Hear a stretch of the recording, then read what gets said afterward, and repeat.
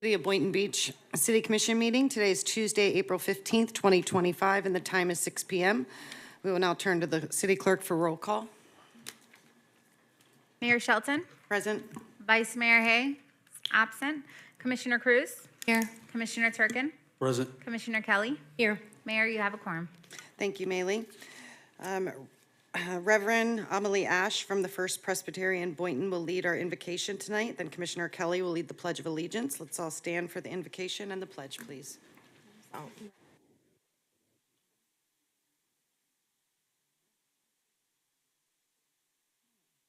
Is the pastor here? Possibly not. No pastor? All right, so I guess someone else is winging the prayer? Not me. You don't- All right. Okay, well, All right, everyone bow your heads. Heavenly Father, bless this commission, bless the residents of Boynton Beach. Allow us to have your guidance and discipline as we go through today's meeting. Let us remember that we are a community and that together we can shape this future for the betterment of the city. We love you. We thank you. To God be the glory. Amen.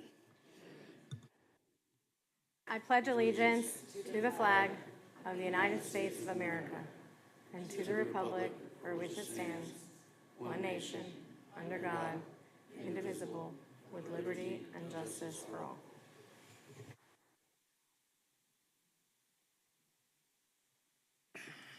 we are now moving on to the agenda approval, additions, deletions, and corrections. Let's begin with Commissioner Turkin. Do you have any additions, deletions, or corrections to the agenda? Nope, I don't have anything. Commissioner Kelly? No, Mayor, I don't. Thank you. Commissioner Cruz? Nothing for me either. Thank you. Mayor, I have one addition. Okay. I'd like to add an item on consent agenda, item 6D. Item above it, or to approve a memorandum of agreement for task force model with the police department. The agreement establishes the framework for the task force model, outlines roles, responsibilities, and operational procedures for a collaborative effort.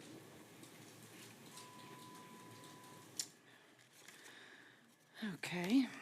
If there is nothing else, may we have a motion to amend the agenda to add item 6D to consent and approved as amended? So move. Is there a second?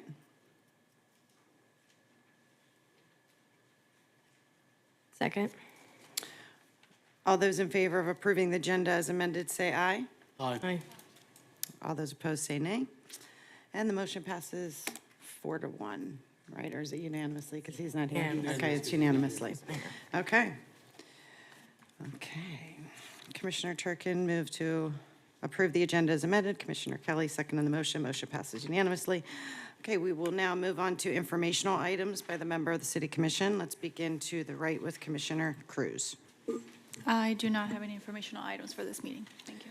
Commissioner Kelly No, thank you, Mayor, I do not. and Commissioner Turkin. Nope, thank you. Okay, great. Moving on to the following item is an announcement on the Small Business Week. The announcement will be given by the Economic Development Director, Gigi Chazou. I hope I said that right.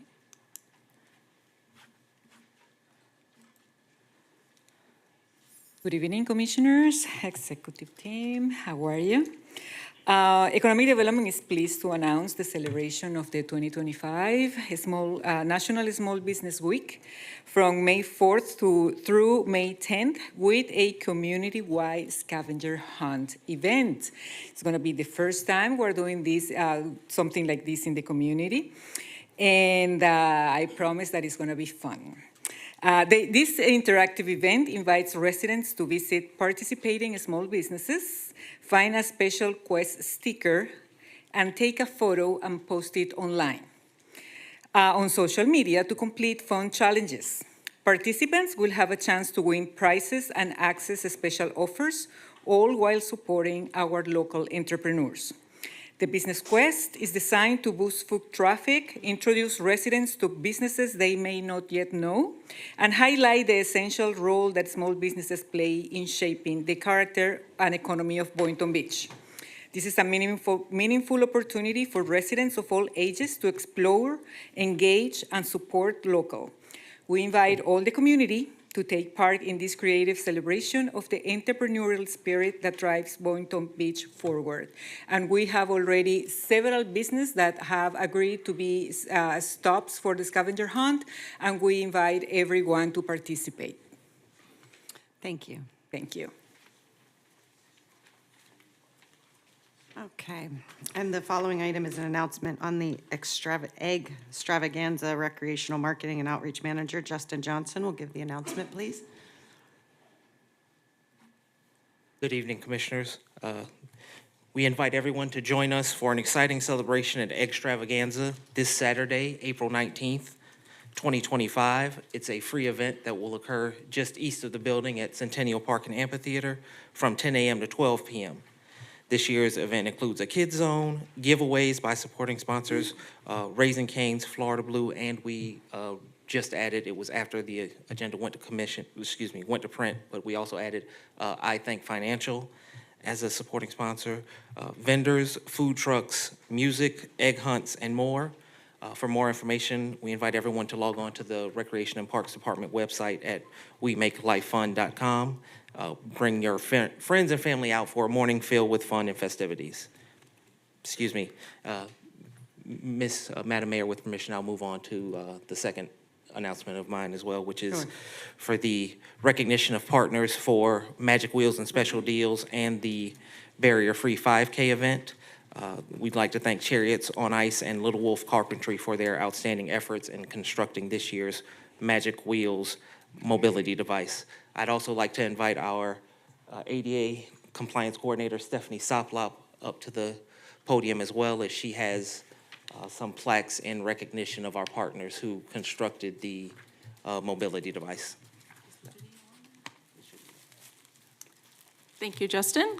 Good evening, Mayor, Commissioners. I'm Stephanie Soplop, the compliance coordinator for ADA and FMLA. And I did want to take a special moment to recognize all of our partners. These are two separate events that take a lot of planning and teamwork. So the Barrier-Free 5K, we want to give a special thank you to the Realtors Association, who provided multiple volunteers that helped out the day of the event, and also they provided a sponsorship of $500 towards that event. We've appreciated working with the Greater Boynton Beach Foundation and Hunter's Run to run that event for several years, and this was a great turnout of over 200 attendees. For the Magic Wheels and Special Deals event, today we have the Chariots of Love, Chariots on Ice build team that worked very hard at building this year's Magic Wheels. I think we have a video that we could watch, and then I'll say a few more words and invite them up, give them plaques, and if you wouldn't mind, Mayor, coming down to take a quick picture. Sure. Okay. This is what it's all about. This is how we come together as a community. This is how we come together to support one another, to let all of us know that you're not by yourself, you're not alone. We're in this together. Well, Magic Wheels and Special Deals is a special event held once a year, and we pick a special child in the community with special needs, and we create a fantasy vehicle, a fantasy creation for this special child based on some of their interests. We knew little Leo loved the water. He's done the swimming with dolphins, so we thought a boat would be an interesting concept for him, and it fit over his existing wheelchair. That was amazing. He had the biggest smile on his face. It was, it's always very heart-filling to see my son so happy, and just the love that he gets showered with. It really does fill the heart. This is what we get into this industry for, to see the smiles on the face of our youth. Being able to do special things like this, providing mobility devices, make it easier for them to navigate around the city or wherever they travel during their times, really hits home for us. This gives us the ultimate fulfillment, and it's priceless. It's really what brings us joy here in the Recreation Division. The city of Boynton Beach is really at the forefront of inclusion for special needs. They really have taken a leadership role in that. They have so many initiatives. Magic Wheels and Special Deals is part of it. And I really appreciate the efforts they go to, and there's many other communities that could learn from them of how to have more inclusion in the community for the special needs, get them involved. Oh yeah, listen, I'm just along for the ride, and that's what, our motto is in our life is, I'm here for Leo, and I'm along for the ride. So whatever he wants, whatever he needs, it's my job to just go along for the ride with him, and he's gonna take me where he needs to go. And now we got a really awesome ride.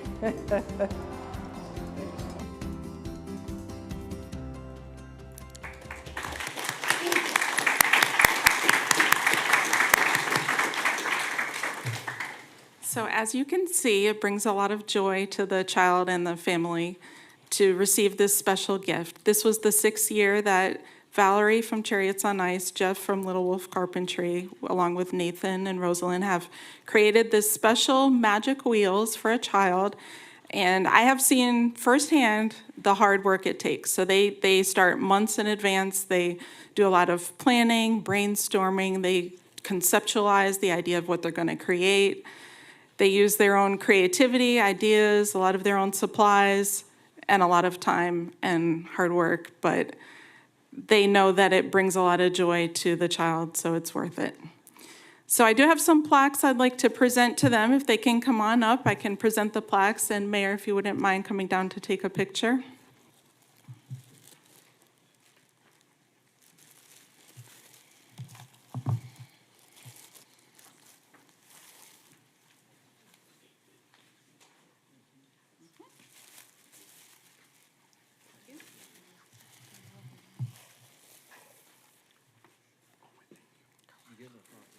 Yeah. Okay.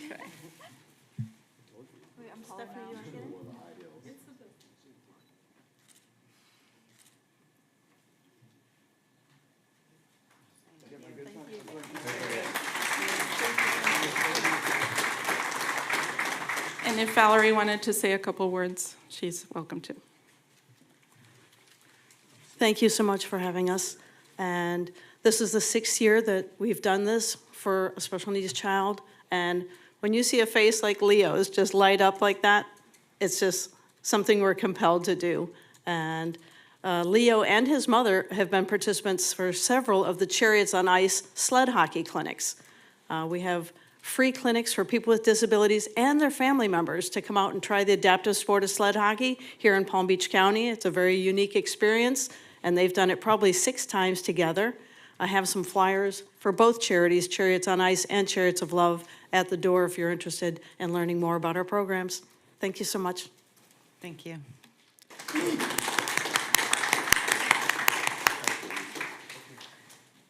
Okay, item 3D, the last item is an announcement regarding pre-hurricane prep and vegetation amnesty week, which will be given by Deputy Director of Public Works, Annalee Holmes.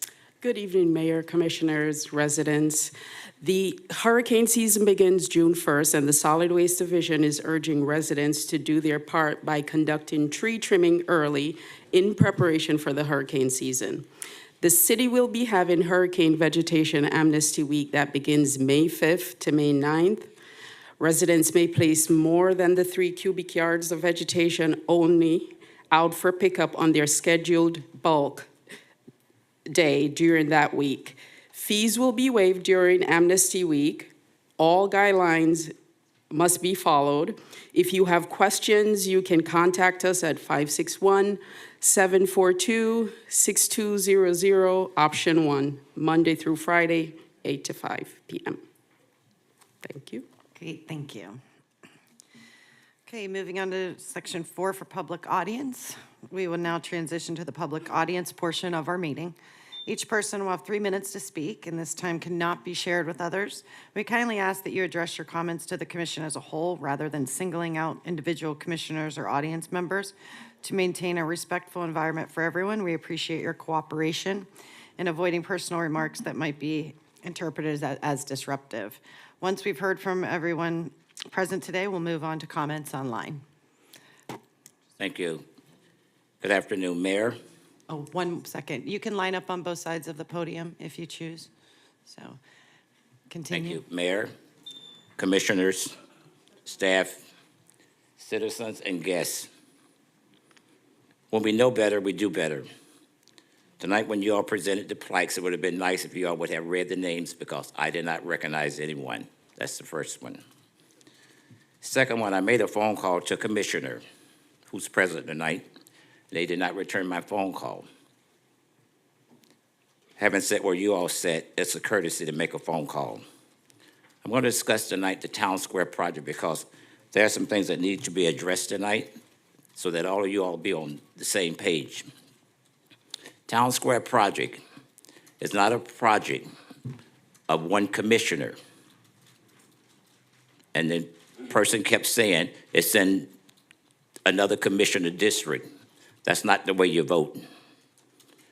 First of all, when you all did the baseball field, it was for the entire citizens of Boynton. This library, City Hall, all the citizens of Boynton. That's the way you vote. That's the way you make a judgment call. A lot of things came up when I was commissioner for District 2 that I didn't like, but guess what? I stepped aside and listened to the way everybody else voted. And that's the way you're supposed to vote. You're not supposed to say just because it's in someone else's district and I don't like it and they don't like it, I'm going to say I'm going to go along with them. You know, I'm kind of taken back because some of you are sitting up there and it's not the first time. These are some things that you all should know. Mayor, you're a newbie. The next time that you don't have anyone to pray, Commissioner, I want to say thank you for praying. Just call for a moment of silence, and you don't have to waste your time. Good to know. You know, I just want to say, you know, we have a lot going on here in the city of Boynton. Town Square project is going to affect all of the citizens here in Boynton. I don't care where it's located. Of what reason you might not like the project. It's for all of us to enjoy. City Hall was not built just for the people that lives in this district. It was built to serve all the citizens of Boynton, the library, the fire stations, police department. When we start singling out districts, we mess up. Please be cautious of what you're doing. Thank you. Thank you. Next, please. And please state your name. Good evening. My name is Dave Patterson. I'm the president of the Los Mangos Property Owners Association. We are here tonight with homeowners from Los Mangos, as well as other Boynton Beach communities and citizens. This burgeoning coalition is in chambers tonight to state that we vehemently protest the Dune apartment build and similar Live Local Act projects like it. We do not object to the 38 townhouses on the adjacent property. We all support affordable housing. And as we suggested at the April 1st commission meeting, the city should come up with an innovative plan for affordable home ownership. As everyone in this room knows, we do not need any more high-rise rental units. The Dune build is reckless and dangerous and is not a harmonious fit in this location. To quote a city official, this build is, quote, too tight. Consider this our formal protest launch. The citizens of Boynton Beach refuse to become Fort Lauderdale. The residents of Los Mangos refuse to become guinea pigs for this white elephant. We respectfully ask for, one, the city to get involved now and address the 4 proposed bills in this legislative session. 2, nothing to be built higher than 45 feet with meaningful setbacks, not a build that towers 85 feet over our 15-foot-high homes and is only 30 feet or less from our property line. 3, create a good neighbor policy between the city staff, the commission, the developer, and the citizens. This means communication, transparency, and giving notice in real time. We're joined by other communities because they realize that the Dune apartments will set a dangerous precedent throughout the city if this is allowed to move forward as planned. To put a frame around this, here are some points about the Dune apartment build. This is a 0 lot line build, a 450,000 square foot monster on 2.98 acres with 298 apartments. It is an 8-story, 85-foot-high building with an 8-story, 401-space parking garage that dumps onto our tiny main entrance. Thank you in advance for your attention to our speakers' presentations. Let's commit to finding ways we can work together to defend and protect Boynton Beach.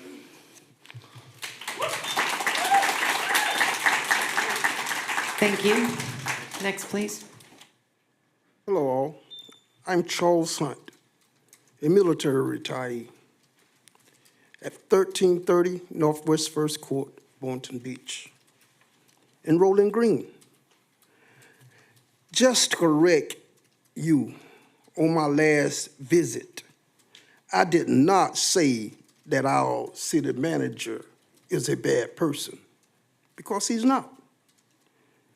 I stated that he is not cut out to be a city manager, because he's not. Our city manager background is police force enforcement, and that's what he do good. But us citizens don't need 2 police chiefs. Therefore, our city is going into chaos. For example, city wrongfully charged fines against seniors and citizens. I'm being fined up $75 a day, which is wrongfully, and it can be proven. City manager attacking an innocent bystander out here in the ordinance. If he does that, what about his law enforcement officers?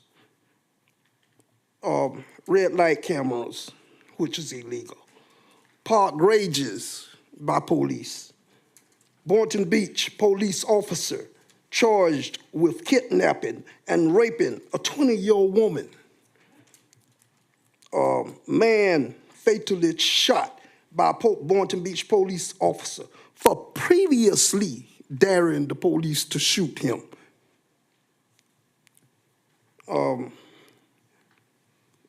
Man armed with matches shot and killed. Our city is turning into a police force. They don't have the heart. I mean, the city manager don't have the heart to manage a city, but he has the heart to enforce the law. And we are being hurt by it. Why don't you all see and make a correction? Put a good man in his job. Thank you. Thank you. Next, please. Hi, my name is Cheryl Campabasso, and I live in the Los Mangos community. And I'm here to talk about the Live Local Act. The Live Local Act was a new bill in 2023. In 2024, they made amendments due to pushback from around the state. Now, in 2025, the lobbyists at this moment are hard at work advocating against any local control.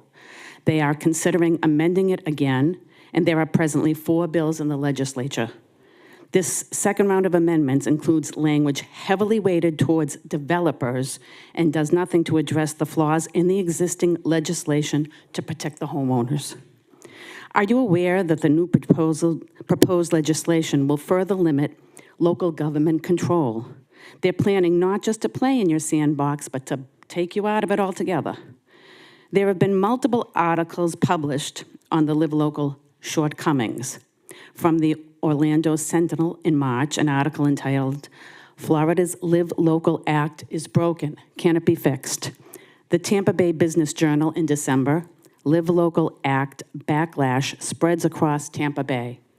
The Miami Herald in February, developers' plans for high-rise on Hollywood Beach were rejected. The Sun Sentinel just last week, tweaks to Florida's Live Local Act may boost developers' options but frustrate cities. An 85-foot building does not belong towering over our homes that are 15 to 20 feet in height. Our sun and our breezes will be blocked. The noise will be unbearable. The trash compactors, the dumpsters, the pickleball courts, the transformers, the delivery trucks, the moving trucks, and the sewerage lift station are right on our property line. The traffic issues will be horrendous. Our streets are private, but with over 600 new rental residents, they will want to stroll in our community, walk their dogs, ride their bikes, drive through our second entrance when the main entrance will back up with their 400-plus cars exiting to the 275-foot-long Southeast 28th Circle to get to Federal, which is a challenge as it is. Unfortunately, our city has rolled over and not fought back. Other Floridian municipalities have. You know it's dangerous. What will it do to our quality of life, our safety, our privacy, and our property values? What have you done to protect us? What are you going to do to protect the city? Please help us save Los Mangos. Thank you kindly for listening. Thank you. Next, please. It's hard to go after that. Susan Oyer, Boynton Beach. So first thing I'm going to talk about is I understand you're trying to get rid of our arts program and take away our arts fees and use it to beautification for the city, which I, of course, am adamantly against, having sat on the arts board for years and being a huge proponent of arts. We have the largest kinetic art event in the world. We are known for our art. We are known for our kinetic. We are known everywhere as an art city. We're one of the old original art cities in the state, and you want to defund a portion of that, all of it, whatever Amanda's in the mood to do, to put towards whatever kind of landscaping, beautification, whatever assorted project you have going on that you could easily just tack fees on to, the dunes and everything else, and make them pay for it and not take a single precious cent out of our arts fees. We are, like, I don't even know where to begin, other than I found out about this about an hour or so ago. And I think this is appalling. This is a quality of life issue in our city. The arts matter. If you don't think so, then take a look at what happens in our school systems when they don't have arts. How many kids in our city have been inspired by our kinetic art and our art program? And that's going to take me to my next thing, which is the commission is the boss of Dan. Dan is the boss of Amanda. Please tell Dan to get rid of Amanda or defund her position. How many more times does she have to go after something in this city that the residents are adamantly against? She is the reason you guys have this. She is the reason you have the town square fight happening over height. She's the one who got all these projects pushed through again when they should have just died a horrible death because the residents didn't want them, and we voted for a 45-foot height limit. She does not live in this city. She does not give a damn. She needs to go. And I don't advocate anyone being fired ever, but she should be asked to find a new job. What I really planned to talk about tonight was the right turn lanes in the city, which are becoming worse and worse and a bigger and bigger problem. And as I watched yesterday, multiple cars going through the right-hand turn only lane, headed east on Old Boynton Road. And instead of turning onto Congress, they're going and almost causing accidents on Old Boynton Road. And the city still seriously makes some money. Go sit some cops out there and ticket the heck out of everybody and make the city some money. There's at least 3, if not 4 intersections. And so I'm gonna say, finish off with no to the Dunes project. The Pierce project is absolutely stunning and beautiful. There is no redeeming qualities to this Dunes project, so please vote against it. Thank you. Next, please. Good evening. My name is Rachel Sear. I've been a Boynton Beach resident for the past 14 years, and I live in the Los Mangos community. I'd like to share a few of the many threats that this bill poses to Los Mangos, to our safety, our privacy, and our quality of life. Privacy: 8 stories of apartments with balconies looking right into our entire community, as this is basically a 0 lot line build and setback is minimal. Trespassing: we're a private community with private roads and have not been gated for 48 years. But with this build, pedestrians and pet walkers will be naturally drawn to our park-like setting. Noise: the plans for this proposed build are to put all the noisemakers and foul odor producers right on our property line, which shows no respect or regard for our community, as if we don't exist. Most of these items are high decibel, and the Boynton Beach limit is 55 decibels. This includes a pickleball court, which averages 70 decibels up to 100 feet and can be heard at least 2 blocks away. The trash compactor, 66 decibels, transformers, 45 to 65 decibels with constant buzzing, dumpsters, trash pickup, truck deliveries, moving trucks. The parking garage is about 35 feet from our property line. The sound of cars constantly growing over the expansion joints, car alarms going off, engines revving, etc. Environmental, we have more than 800 catalog trees on our property, many of which are mangoes. The massive loss of sun will potentially stop the mangoes from producing and could eventually kill them, as they require 6 to 8 hours of direct sunlight per day. The shadows cast by the 8-story building will significantly decrease the utility of solar panels installed in our community. This proposed build will put parts of our community in the shade for at least half of the day, will block our ocean breezes, impact our grass and landscaping, and our quality of life. Flooding the 2.98 acres of open usable space has served as a natural sponge for several decades, and now the developer estimates what remains is 0.69 acres of available sponge. In the recent FEMA flood zone reassessment, half of the property was assigned an AE designation, meaning it is now officially in a flood zone. So half of this huge building is being constructed in a flood zone. How's that going to work? Who's overseeing that? That it doesn't come back on us. And then there's also the concern of crime with all these extra people right outside of our neighborhood. Thank you. Thank you. Next, please.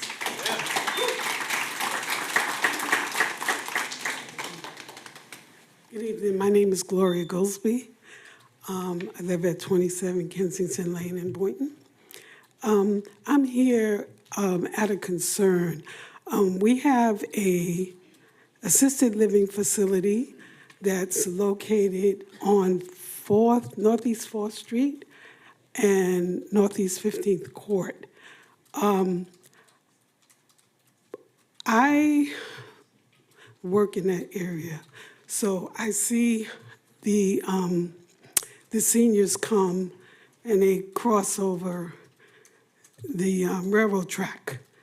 Most of them are in wheelchairs, or they have walkers, or they're helping another senior try to get across the tracks.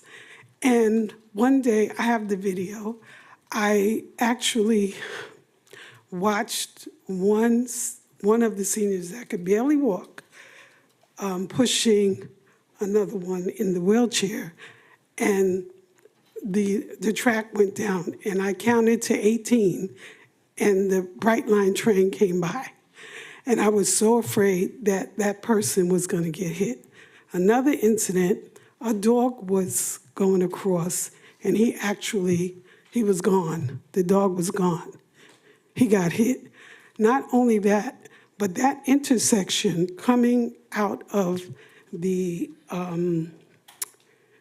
that small shopping mall there is no stop sign, no warning sign, everything. You got traffic coming from everywhere, and everybody's trying to get across. You have the cars making a U-turn, and as they're making a U-turn, people are crossing.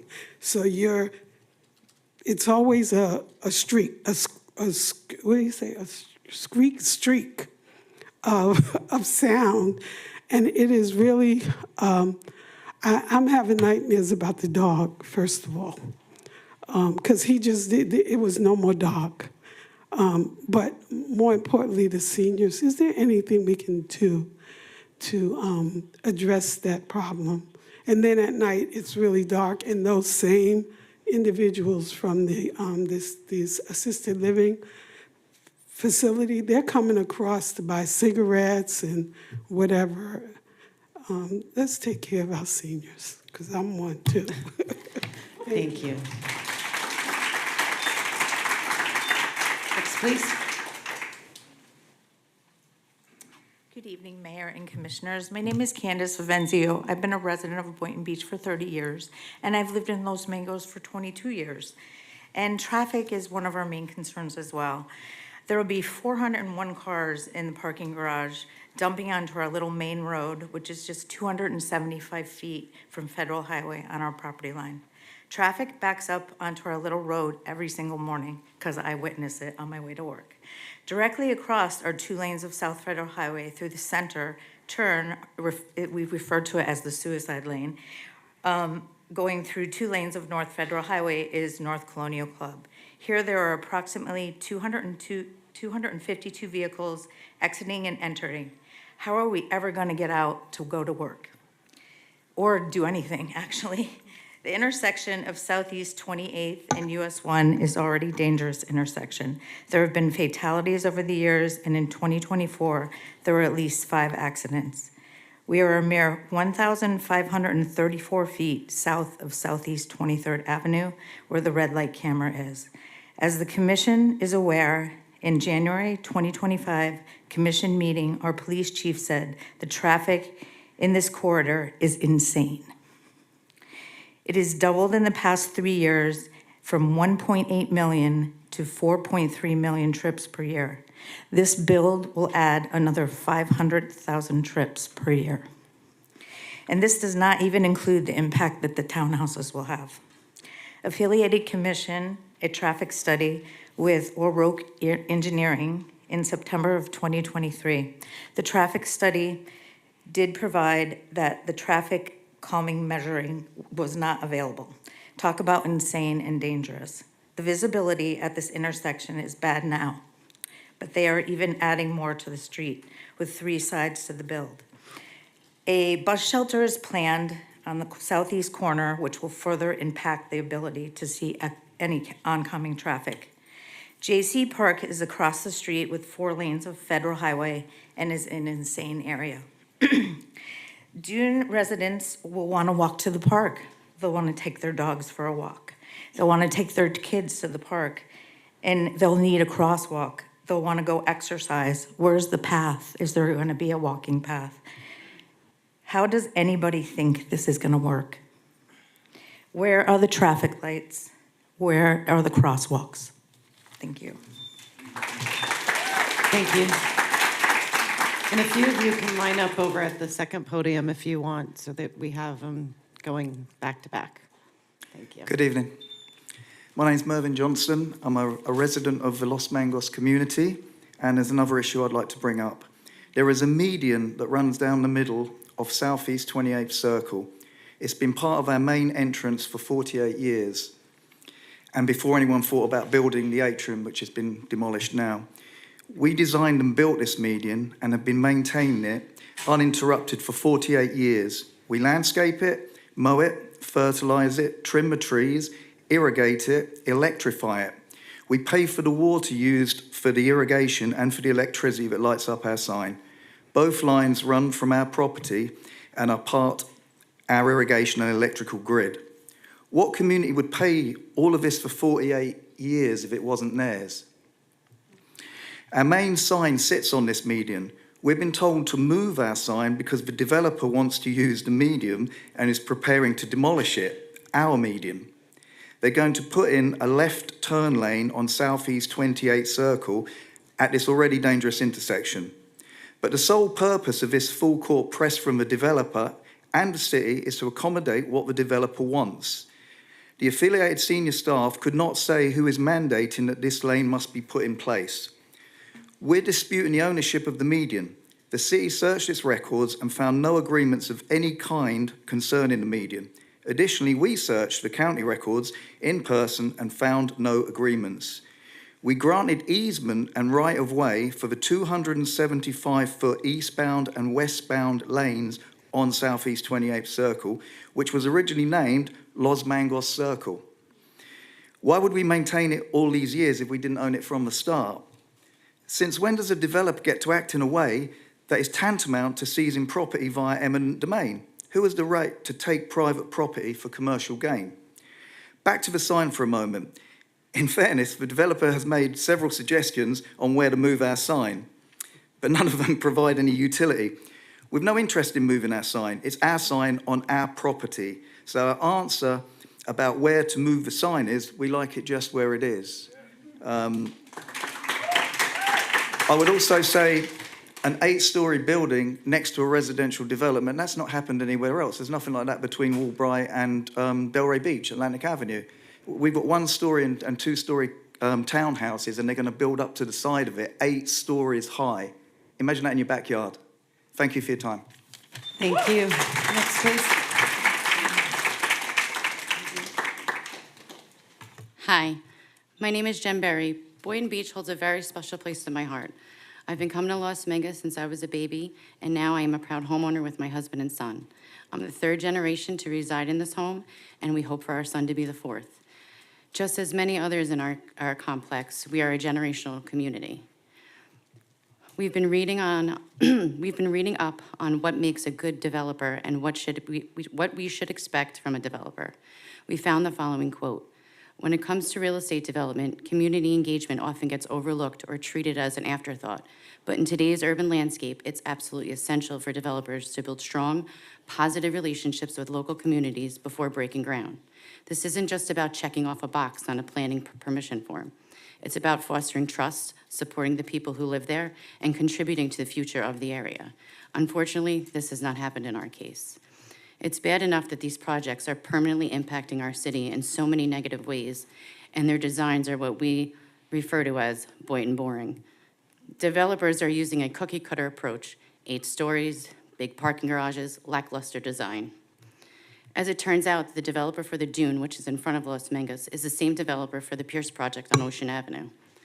The Dune and Pierce have a similar number of apartments. How does the Pierce get 25,000 square feet of retail space, including restaurants, a coffee shop, and other businesses, when the Dune gets 2,500 square feet? They're proposing a gym when the build has a gym of its own. At the Dune, you'll have to walk at least a mile to find similar services to the Pierce. The developer didn't even make room for our wonderful dry cleaner in the new build. The massive Dune structure also does nothing to support the historic charm of Los Mangas. In fact, it would permanently take away from it. They are literally stealing our sunshine. That being said, just because you can doesn't mean you should. Thank you. Thank you. Next, please. And if we could kindly hold the applause till the end, that would be great. Hello, my name is Frances Saunders. I live in the Los Mangas community. I'm here to talk about the double standard headwinds. We have not been treated fairly. What do we mean? The second Live Local project in the city has been handled 100% differently from ours. The developer went above and beyond with its neighbors. In this very chamber, we witnessed a variance request for the Seacrest Sound project, the second Live Local project in Boynton Beach. This project is 89 apartments, 3 stories on 2.97 acres. They are in a residential zone with 30-foot maximum height. The land is surrounded by single-family homes. This is a harmonious build, unlike the proposed Dune, that is 298 apartments on 2.98 acres. Same lot size, more than 3 times the density.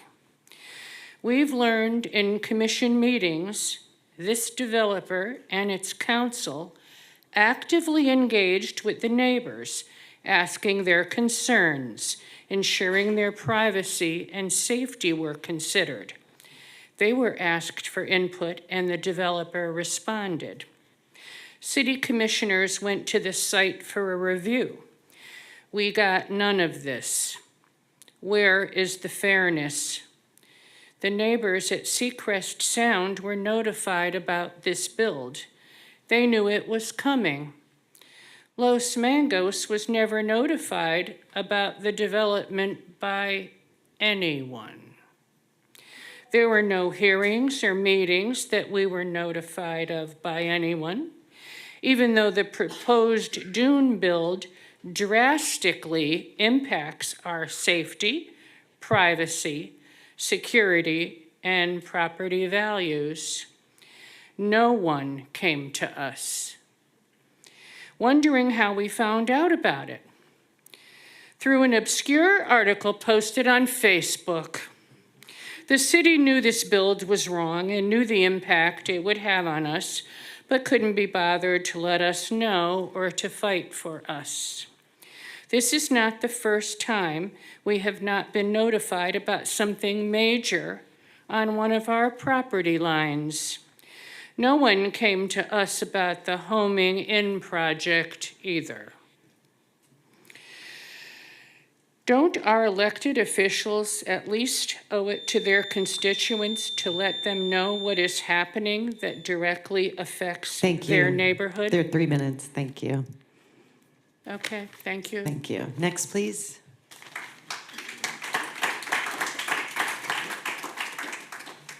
Good evening. My name is Benalay, and I've been a resident owner for 25 years in Los Mangos. There's a provision in the existing law referred to as the 1 mile requirement. The act states that the maximum height can be as high as the tallest building within a 1 mile radius of the proposed build.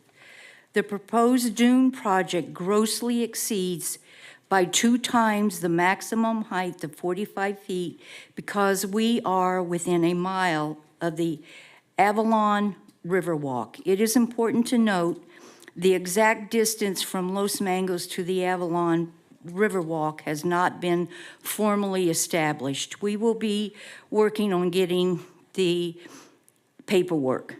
The spirit of the law is to provide workforce affordable housing, but not up against the property lines of a single-family residential area.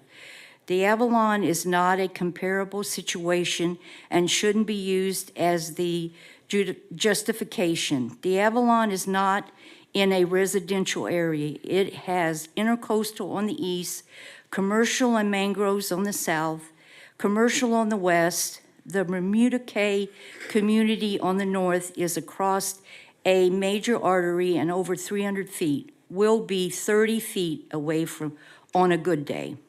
This 1 mile rule is not applicable in all situations, and it is not applicable in our situation and should not be a rigid requirement.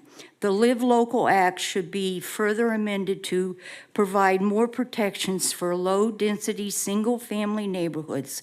One size fits all is not workable. This one-size-fits-all approach is ridiculous. The list of the problems with the proposed dune build is extremely long. Let me share a few more examples. Number 1, the dwelling units per acre allowed. Number 2, the bonus the city has given to the developer for the dwelling units per acre. 3, the setbacks and.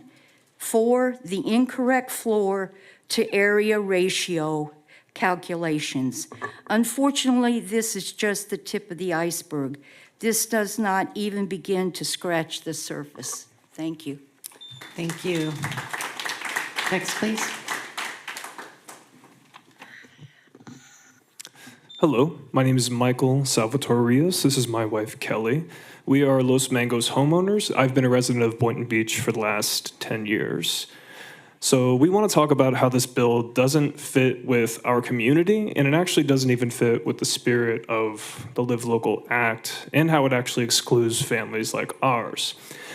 So the act states that a minimum of 40% of total units must be set aside for qualified Live Local applicants, but it does not specify a required percentage of the bedroom unit type. And a quote from an affiliated executive to the project in the Sun Sentinel was, quote, "It's very, very difficult to build 40% of your project dedicated to workforce housing and do a high rise. The economics just don't make sense, even with the tax incentive." I'm a financial analyst for a living, so this subject really hits home for me.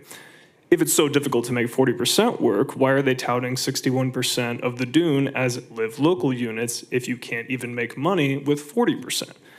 How is it that the developer still continues with this project if, in his own words, it makes no economic sense?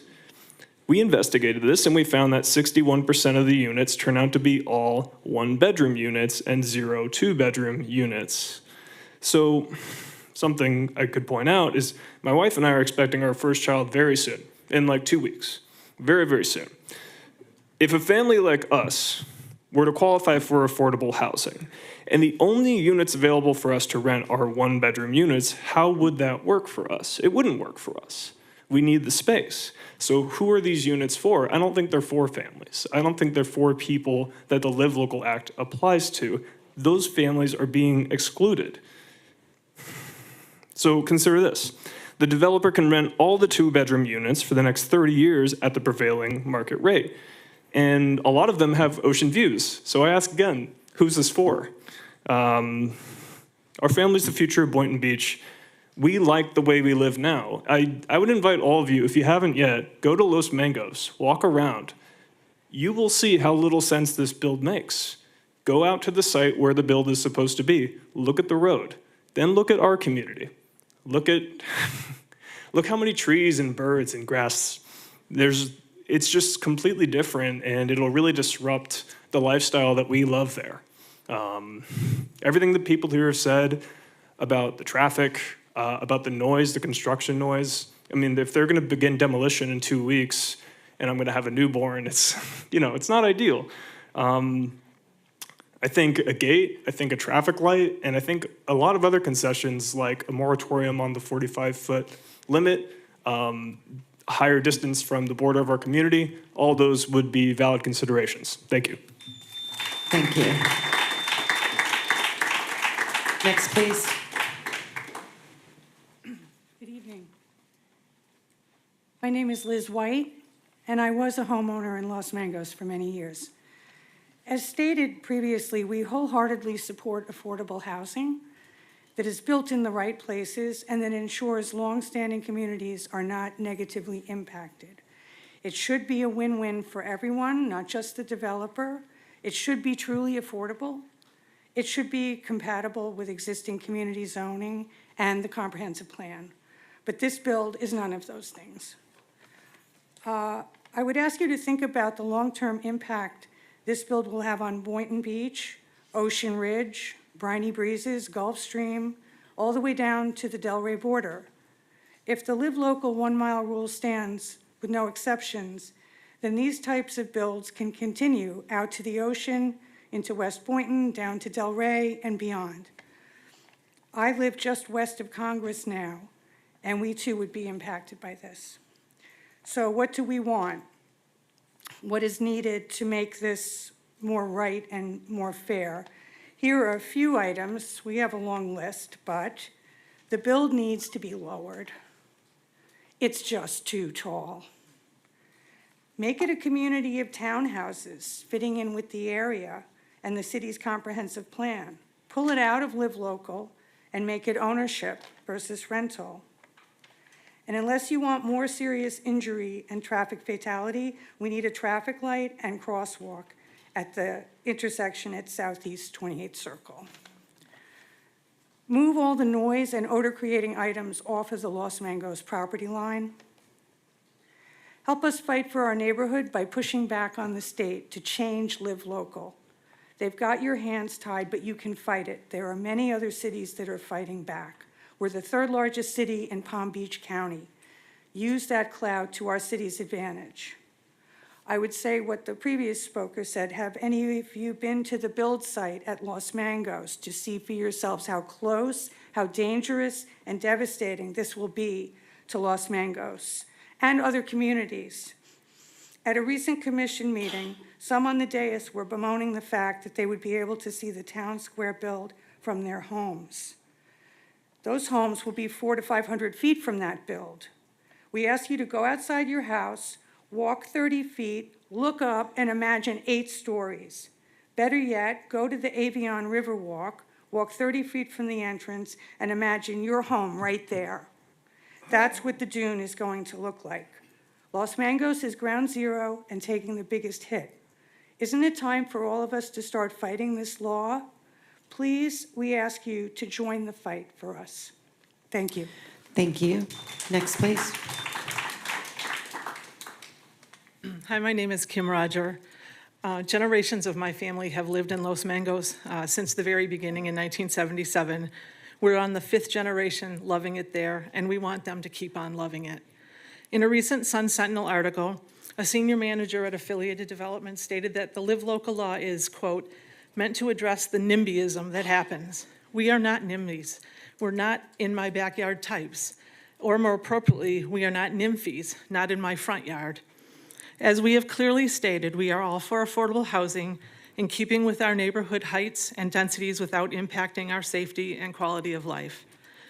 Once we become the back alley for this build, our property values will decrease. Who's going to make us whole? Who's going to compensate that? Who's responsible for that? Would the folks at Affiliated stand for this in their front yard? Would you all stand for this in your front yard? And would you all stand for this in your front yard? In the Boca magazine article, Boca Raton Mayor Scott Singer states, quote, we will continue to advocate to make sure that these local issues are decided locally and that we are not preempted from enforcing the normal zoning codes that have protected our city and enhanced the character of our neighborhoods. He won't stand for this. We ask the dais to follow Mayor Singer's lead. There needs to be balance brought to this process. We've known that eventually something would be built on this property, but we never imagined something so out of character. Never imagined that a developer could be so careless of others and have total disregard for the city, for which they have said on multiple occasions they locked arms with.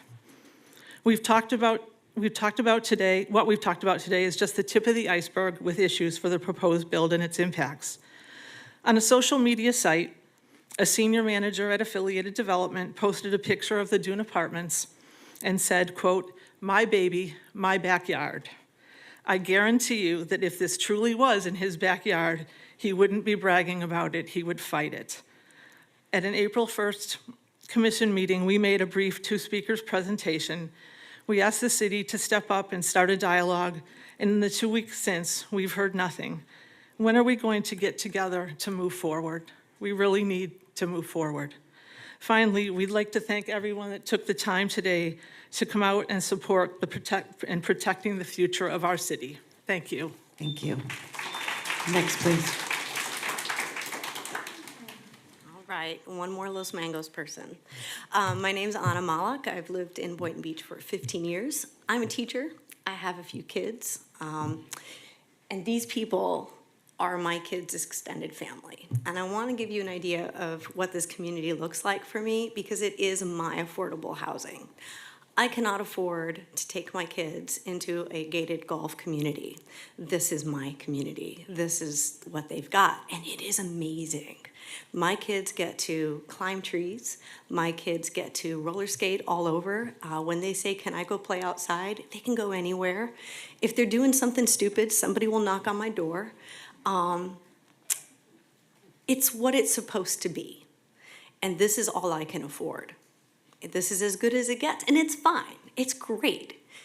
And I want to just plant the seed that if this development is for affordable housing, let's make sure that it actually creates affordable housing that can be this kind of community without sacrificing the existing affordable housing and community that is here.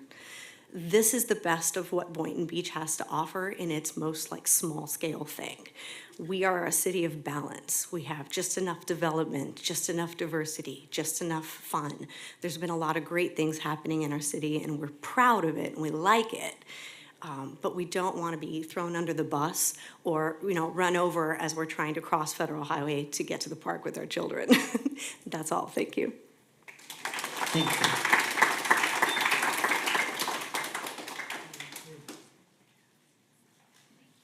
Hi, my name is Mabin Chara. I'm a resident in Boynton Beach. I now want to move to Los Mangos. I'm just here as a voter, a simple resident, just asking that as you develop your agendas and look at budgets, you pay attention to safety and security. As a first-time mom-to-be, I have started to feel a little unsafe. I used to be able to walk in the evening outside in my neighborhood. I really can't. The speeding is very high. There's no traffic lights and there's no stop sign. Worse, I do work late with my husband. We go to the post office, our local post office on Boynton Beach Boulevard. We see homelessness there inside. They've called multiple times. There's nothing that's done. And that's a concern to me. I want to feel safe. I moved here for a reason. I pay my taxes for a reason. So as you develop your agendas and look at budgets and vote, safety and security is very important. I want to continue to feel safe, and I need your help to make sure that I feel that. I'm going to echo the man earlier today that said this. It says, you may have the power to vote, but please do listen to the residents, since we are here and asking you to vote what we want, not necessarily what you guys think. So I thank you for your time. Thank you. Next, please. Good evening. My name is Brian Bees. I'm District 8 for State Representative Joe Casello. I'm also a resident homeowner in Nautica here in Boynton Beach. I just wanted to reach out. We have been speaking with some of the residents in Los Mangos. They have been expressing their concerns with these issues. And unfortunately, Rep. Casello is up in session in Tallahassee today. But he wanted me to come over and speak to just let everyone know he is planning on voting against the 4 bills that everybody is concerned about. He did vote for Live Local because of the need for more affordable housing, but he wanted me to say local control has been his main kind of goal while up in Tallahassee. He's fought every instance he could of Tallahassee overreach, trying to reach into municipalities' back pockets. So he just asked me to come out today, make sure that the residents of Los Mangos know that he's going to be voting against the 4 bills trying to extend Tallahassee's overreach here into the county or into the city, and our office is here in any way we can help. One other thing, while I do have a moment, I've heard a lot of people address the issue with traffic along that stretch on Federal. Unfortunately, one of our constituents down in Delray was killed, hit by a car while trying to cross A1A down in the Delray community, Delray condos. We have been trying to help them through FDOT get a crosswalk for there. The cost of that would fall on the residents themselves, and it's going to be upwards of $50,000 to get the crosswalk installed, and then it will be on them to maintain it going forward. We are going to be trying to get a local bill next year to try to get state funding for that, but just to address some of the concerns, that is the reality of if these crosswalks aren't put in, when this development happens, it falls on the residents, and it's a cost of upwards of $50,000. So thank you. Thank you. Next, please. Hi, my name is Pamela Tidwell. I live in Los Mangos. I'm a CPA in Nashville, Tennessee, and I bought my place there 15 years ago. I've never rented it. I've never used it as an Airbnb. I come down when I can, so I got off early and flew in today. People would say, why would you buy a property, pay the property taxes of over $4,400 a year at this point now, because I can't get that good stuff y'all get. It's okay. Pay the, what are we at now, $800 a month for the HOA. Pay the $60-something for the water and sewer. I don't even come down 8 weeks out of the year and never more than 2 weeks at a time. Keep a car in the driveway. Pay all the utilities. Why did I do that? Why have I always done that? Because it's Los Mangos and it's worth it. And guess what? I'm 68 now. Shouldn't have said that, but you knew it. And here's the deal. After 15 years, I'm ready to move to Los Mangos. But not with this development. What's the point? We got better than that in Nashville. I can stay home in Nashville and not bother with what I've planned all my life. I go to the beach when I come down here, and I make it a point to walk 5 to 7 miles a day at the beach. Then all my friends back in Nashville say, how do you do that? I say, you just keep going. I've been single now, I think, for 30-something years. But that's a good thing, because nobody would want to keep up with me at the beach. There's a jet ski in my garage, at Florida. I've been through that inlet. I fell off in that inlet, and some firemen were clapping. I didn't know about east winds, west winds, and all that. All I knew was that thing was going to come over on me, that whole jet ski. So it threw me instead. But I just want to thank y'all for hearing all this. And I may not be like everybody else, but I am a CPA, and I'm supposed to know something about numbers and where to live and how to do business. And I say I did until now. Thank you. Thank you.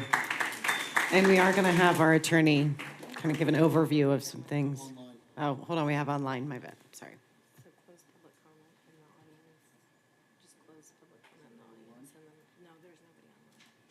Oh, so there's no one online, so we're going to close public comment, but we are going to have our attorney give a little overview and update on this issue. Sure, very briefly. First, I want to take a moment to acknowledge and thank you all for coming out to express your concerns and participate in the local government process. I understand the Live Local Act has created significant concerns for many Florida communities and the residents in this room. The preemption aspects of the legislation can be frustrating for residents and local officials who deeply value their community input in shaping the neighborhood's future. And it's difficult when decisions about development that will directly impact your daily lives, traffic patterns, and community character are taken out of your hands. On to the legal fund. The Live Local Act overrides local zoning laws for mixed-use developments when at least 40% of the units are affordable.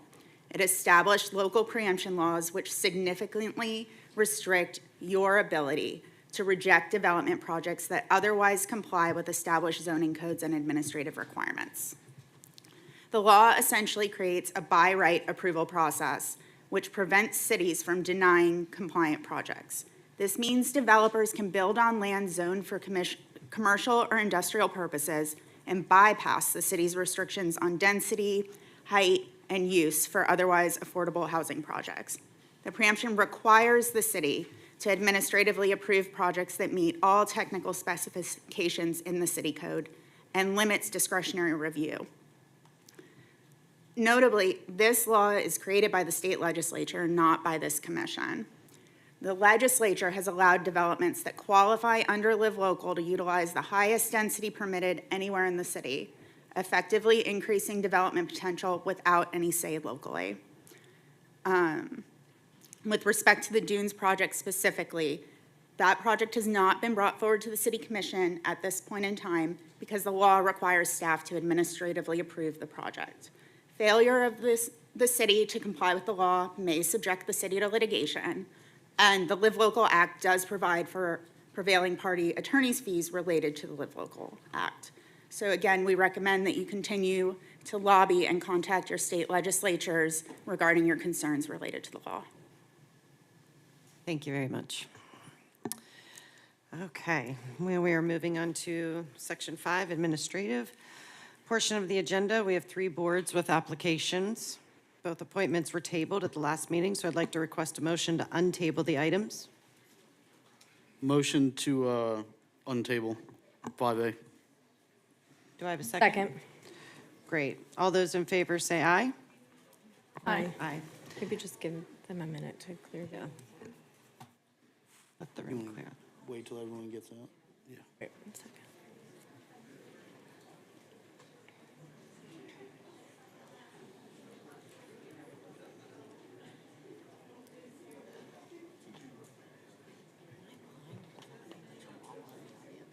Oh, no, she does. I know, right?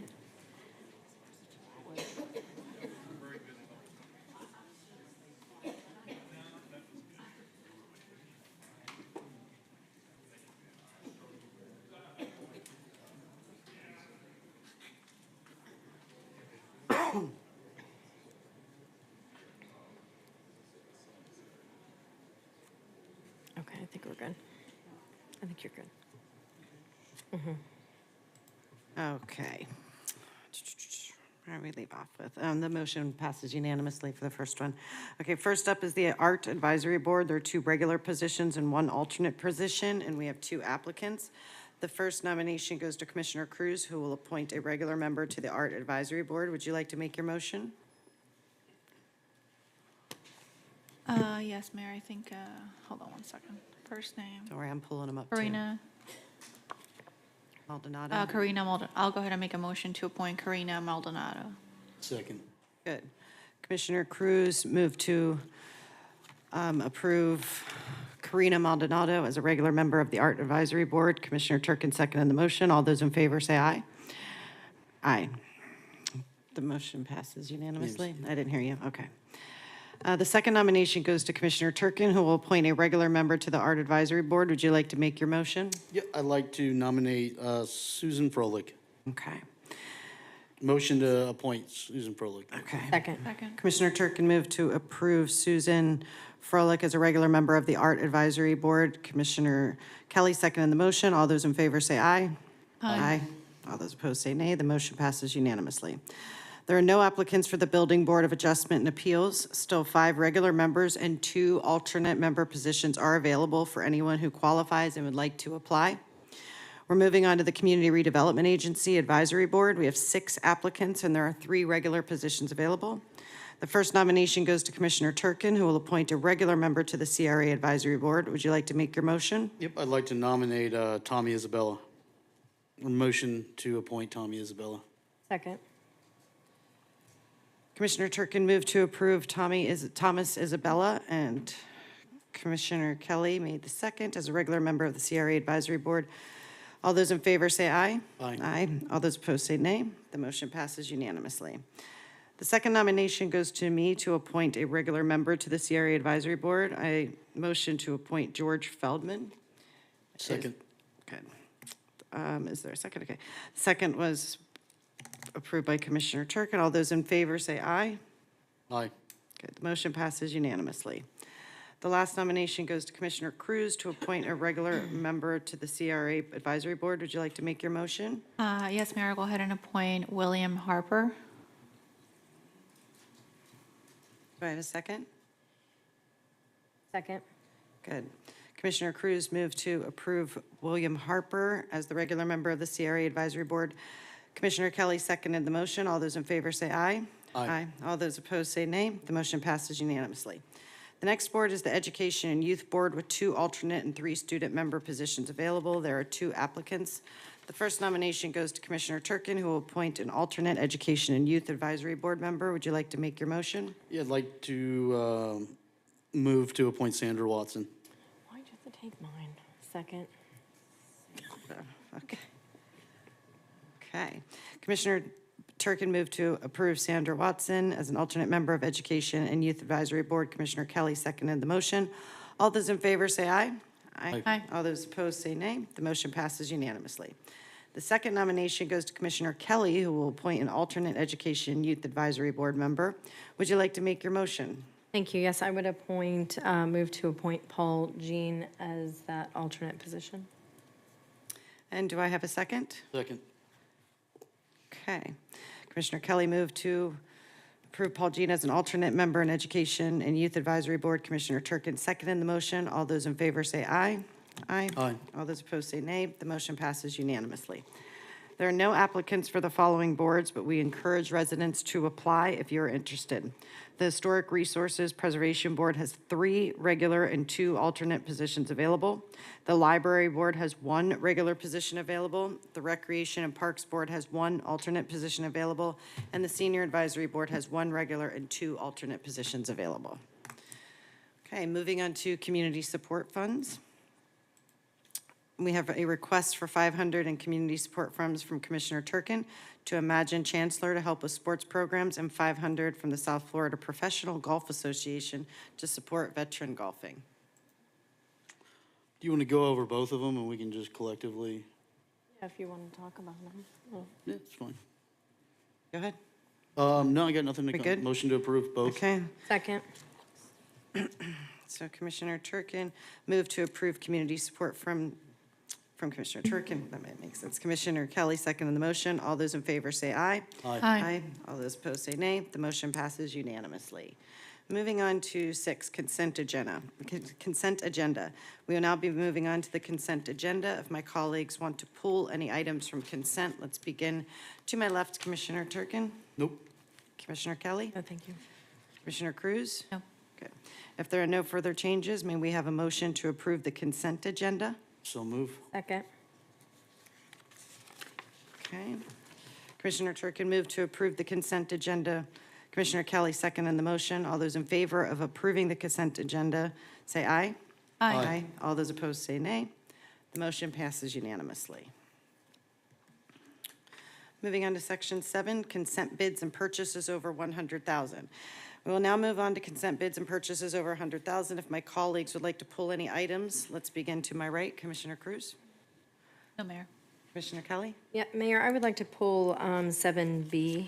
7B? Yeah. Okay.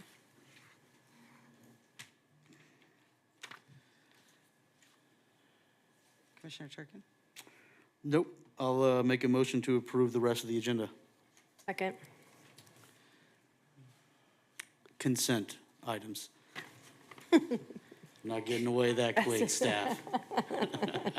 Commissioner Turkin moved to approve. Hold on. The remaining consent agenda. Okay.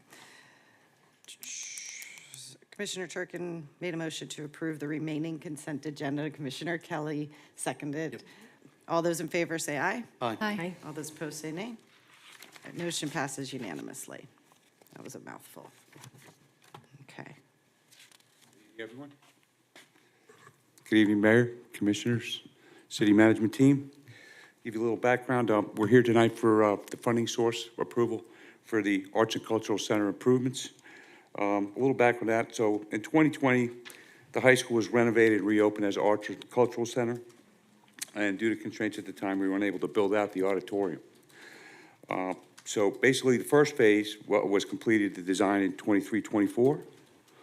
And phase 2 would be the construction implementation. So a little bit about the scope of work for the project. So the auditorium is expected to be used as an event space for performing arts activities, meetings, places for leagues of city meetings, a number of other things. It could even possibly be generate revenue for the city to have events and so forth there. A little bit more on the scope. So the installation of an audio system, digital video screens, stage lighting and curtain systems, public address or PA system, window shades, acoustical treatments, an AV control booth, a green room, the HVAC system, a stage extension, and miscellaneous upgrades and improvements. The successful contract was Lasco Development, and the contract amount was $1,242,817 with a 10% contingency to bring the total amount to $1,367,098.70. The duration of this project is 180 days to completion, 30 days to final completion, and the total duration for the project is 210 days. Thank you. Yeah, I pulled this item not just necessarily for the details and not for, but really to just to let the public know that we are investing in the Arts and Cultural Center so that it becomes a more usable space. Any event that we have in there, the acoustics are bad, you can't hear what's going on. And I've spoken to, all the schools or the schools in my district as well as the high school that really want to utilize this space. They love coming here for different events and they really want to utilize that space. But it's not usable for any true like arts and cultural activities. So I really pulled the item to just highlight what improvements we are doing to the Arts and Cultural Center so that it becomes, potentially a revenue generator, but really a use that we can utilize and our schools can utilize and other programs can utilize. So I'm excited to see this happening, and I know everything in the budget has gone up a little bit, so we understand that, but I wanted to highlight it because there are some exciting things going on at the Arts and Cultural Center. So thank you. Thank you for your comments. Motion to approve. Comments? Second. Where do I go for that one here? Just number 2. B. So. Okay. Yeah. Commissioner Turkin moved to approve the resolution number R25-097A. Commissioner Kelly seconded the motion. All those in favor of approving the agenda as amended, say aye. Aye. Aye. The motion passes unanimously. Okay. Moving on to public hearing, we have 4 public hearing items. Public comment will be permitted on items 8A, B, C, and D. I will now turn to the clerk to swear in anyone here to speak on this item. Anyone here who is anyone who is here to speak on items 8A and B, please stand up and raise your right hand. Do you swear or affirm that the evidence you are about to give will be the truth, the whole truth, and nothing but the truth? Thank you. You may have a seat. If each commissioner can please make any disclosures at this time regarding items 8A and 8B. Commissioner Cruz? I do not have any disclosures. You have to actually say Oh, it. I apologize. Yeah, it's okay, I'm learning it too. I know, it's been a while. As to this matter, I have not had ex parte communications. I have not received written communications that I'm aware of. I have not conducted an investigation. I have not made a site visit. I have not received expert opinions other than staff. I request that these disclosures and all written communications be made part of the record. Thank you. Moving on to Commissioner Kelly. As to this matter, I have not had ex parte communications. I have not received written communications. I have not conducted an investigation. I have not made a site visit other than driving down Congress Avenue almost every day of my life. I have not received expert opinions. I request that these disclosures and all written communications be made part of the record. Commissioner Turkin? As to this matter, I have not had ex parte communications. I have not received any written communications. I have not conducted investigation. I have made a site visit.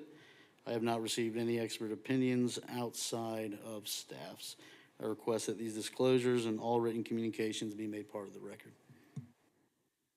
I have not had any ex parte communication. I have not received written communication. I have not conducted an investigation. I have driven by the site as well. I have not received expert opinions. I request that these disclosures and all written communications be part of the record. As to 8A and B, they will be presented together. Oh, do you want this back? Oh, sorry. As to 8A and 8B, they will be presented together. I ask the city clerk to read 8A and 8B into the record, please. 8A is approval or denial of the request for a major site plan modification application to construct an 8,111 square foot addition to the existing medical and professional office building and associated site improvements on the outparcel in the Boynton Beach Promenade located at 1101 North Congress Avenue.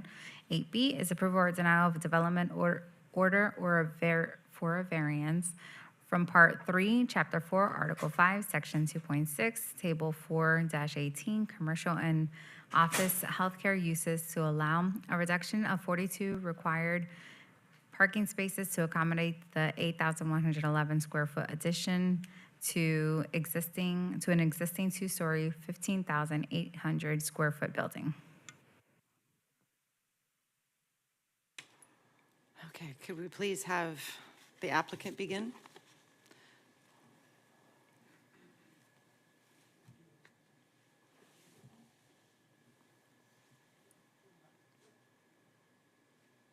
Madam Mayor, Commissioners, Madam Attorney, Brian Checkis, Principal Planner, I Plan and Design, very pleased to be here this evening. Thank you for allowing me to present both applications at the same time, their companion pieces.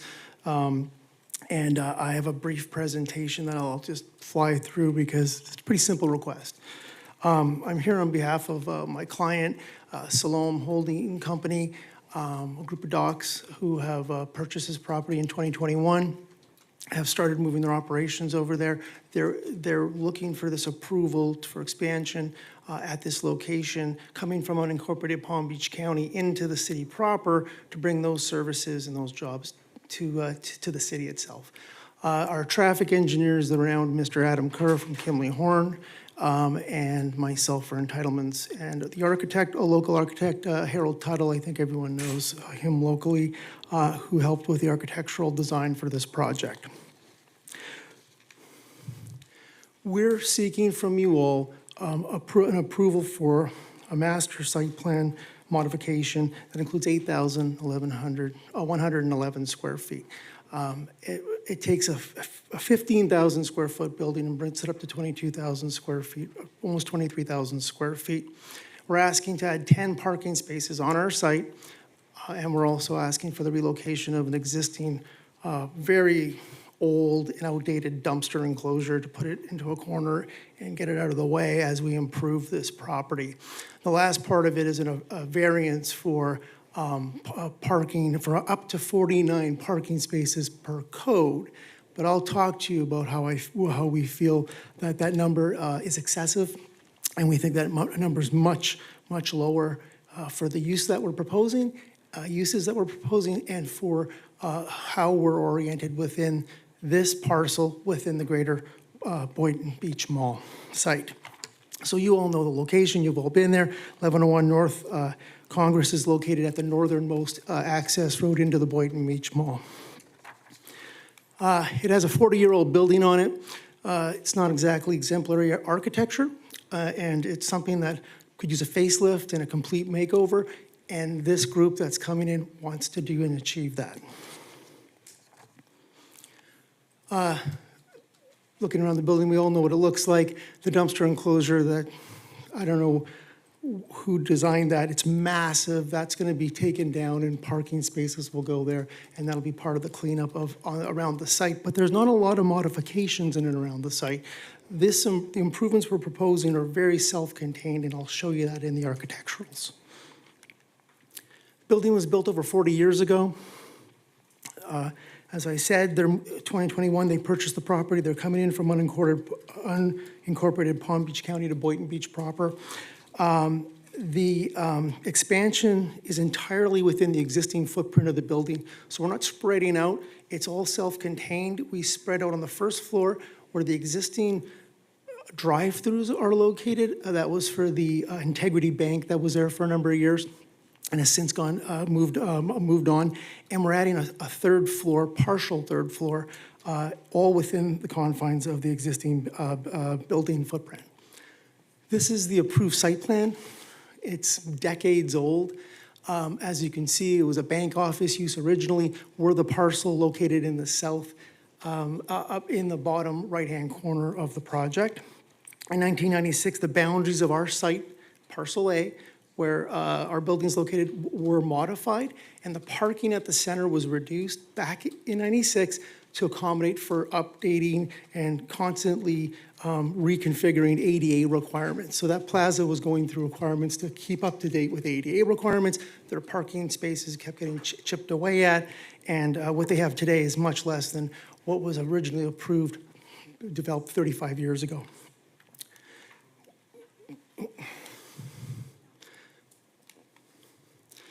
This is what our site would look like plugged in on that corner. Zooming in on the improvements, this is the ground floor of the building today. We'd be looking at a very, and that's the overall second floor footprint around it. We would be looking at adding about 1,000 square feet on the ground floor at the west end behind the building. So these spaces wouldn't even be seen by the passing public on Congress Avenue. We're also, we wrapped that new parking around the northwest and south sides of the building for that ground floor activity. The third floor is partially filled in with a balcony and terraced balcony at the front facing Congress Avenue. Very high-end architecture from what's in the plaza today, globally, as well as our site.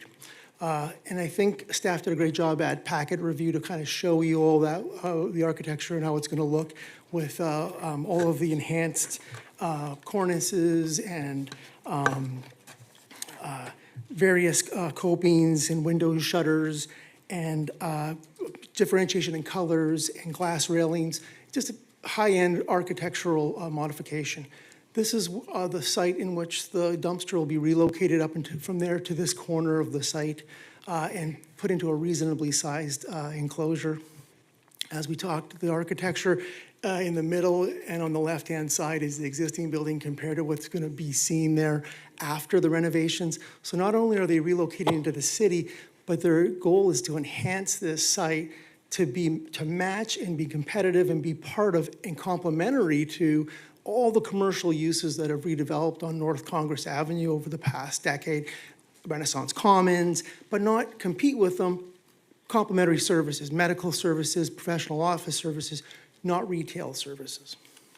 Again, the architecture is four-sided. There's no side that is untreated. It all enhances and to the betterment of the site itself as well as to the betterment of the plaza. We are seeking a variance for the by code 49 spaces. Our reasoning is such. The standards of the code require that A, special conditions or circumstances exist which are particular to the land, structure, building involved and not applicable to other lands. We believe this is our specific case. It can't be recreated. We're in an out parcel within a plaza. We have shared parking, and that shared parking is governed by a restrictive covenant. So we have the ability to work at a third-party private agreement level to horse trade parking if it's ever required. And I'll get into the fact that it's never going to be required again in this plaza, and it's going to be challenging for all retail centers moving into the future. B, special conditions or circumstances do not result from the actions of the applicant.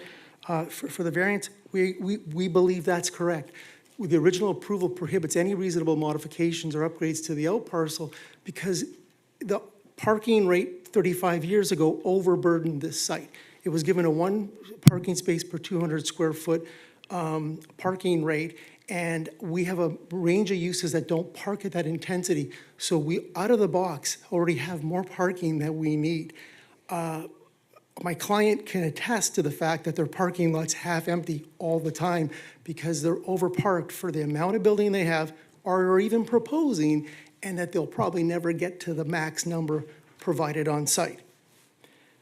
C, variance granted will not confer on applicant any special privilege over any other land, structures, buildings in the same zoning district. Yes, this request is being made for a specific site within a larger shopping center, as I said, in which we share parking spaces.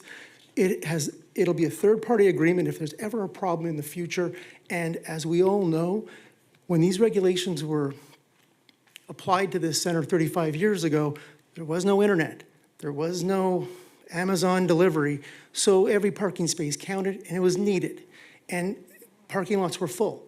Fast forward 2 decades later and the advent of internet, fast forward to the 2007 financial crisis when parking at centers was exactly how it looks now.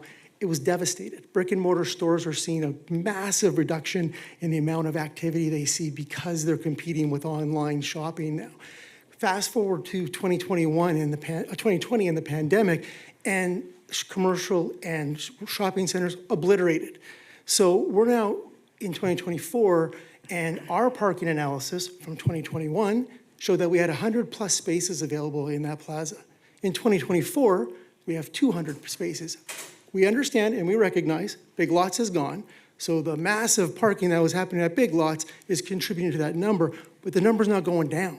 The number of available spaces are getting bigger, and we recognize that. If we have a parking problem on this center, we'd be super happy. We'd be really happy, actually, because then we'd be successful and there'd be a lot of activity. If these folks activate this site and bring activity to that site, they'd be more than happy to work with the plaza and horse trade parking spaces because it becomes an active center again. If everyone's waiting for Big Lots to come back, that ship has sailed. Little D, literal interpretations, provisions of the ordinance would deprive the applicant of rights commonly enjoyed by other properties. Yes, medical and office uses park at a different rate. They don't park at 5 per thousand. Medical office does, but professional office doesn't. The ITE standards, the International Transportation Engineer standards nationally are at about 1 per 300.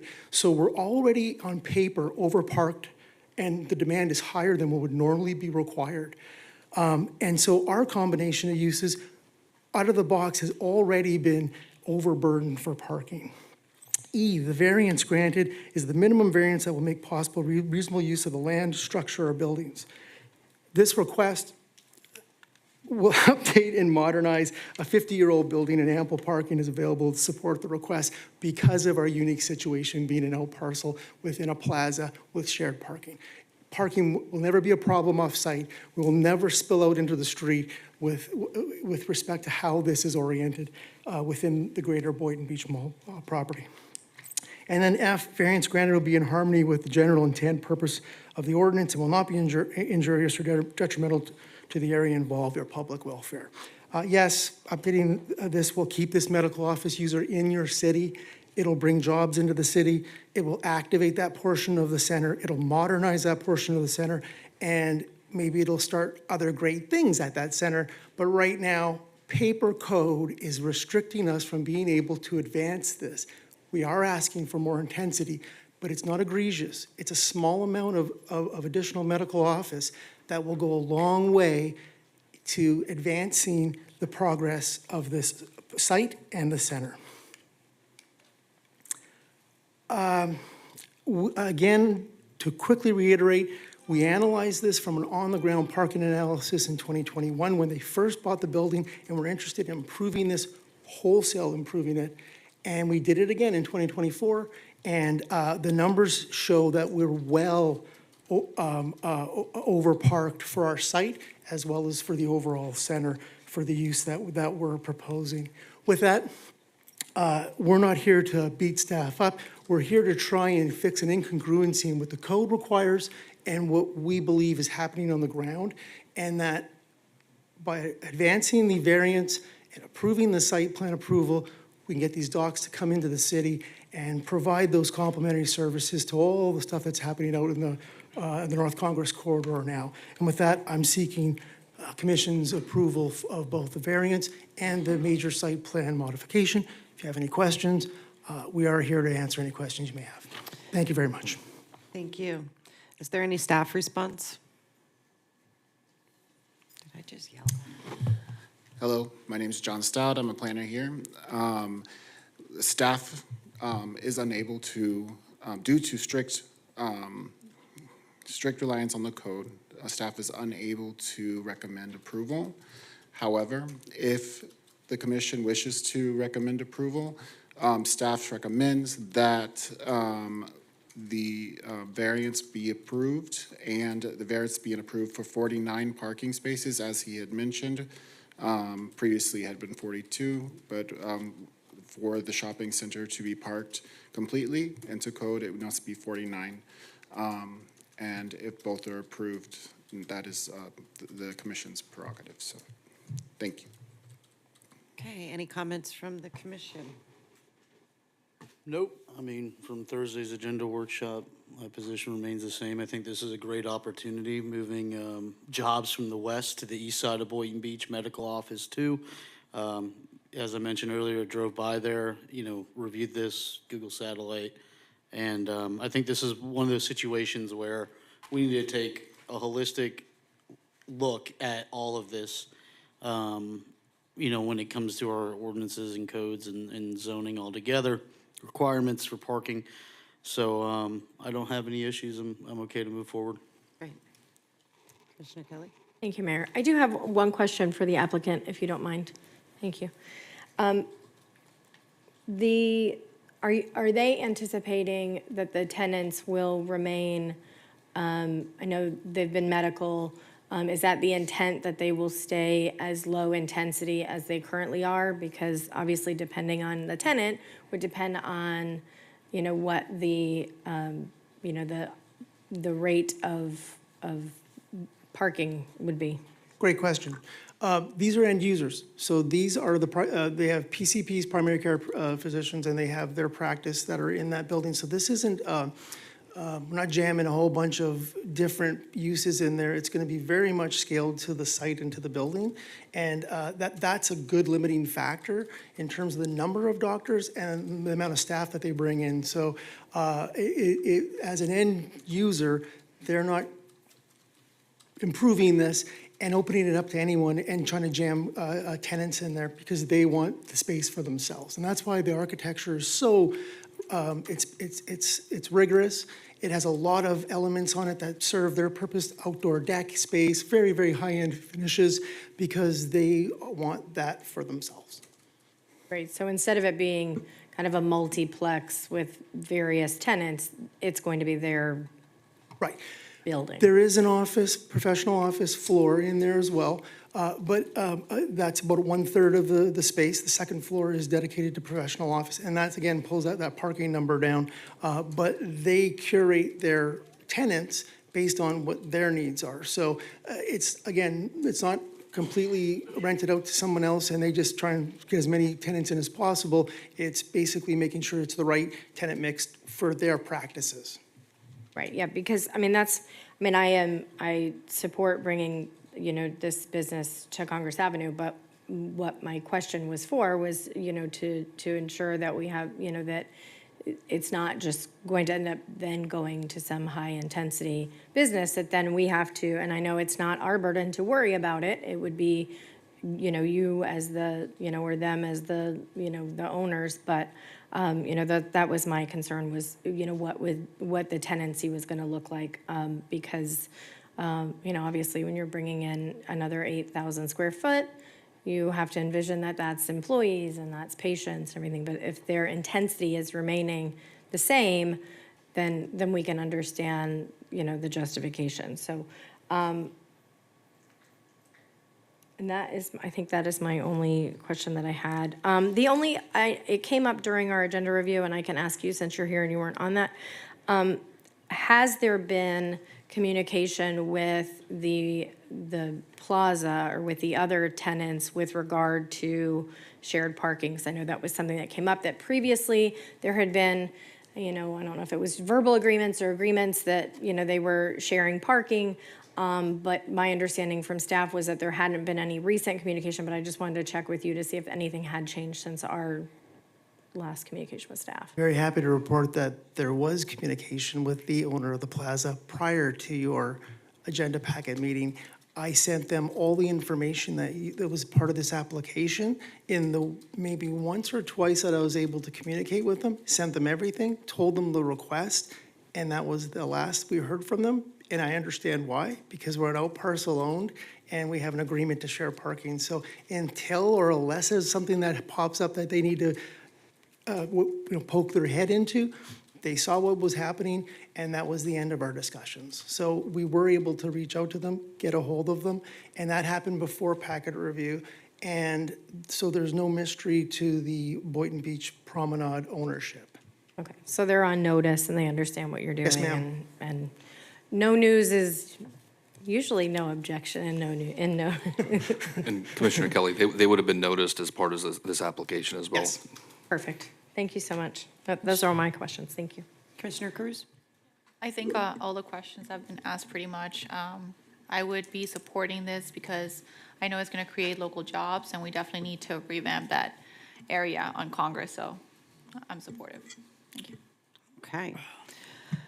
I guess it's not really a relevant question to this, but are we encouraging local hiring? And, that's one of the things that is important to us. It's not relevant to this, application per se, but that's, if we could.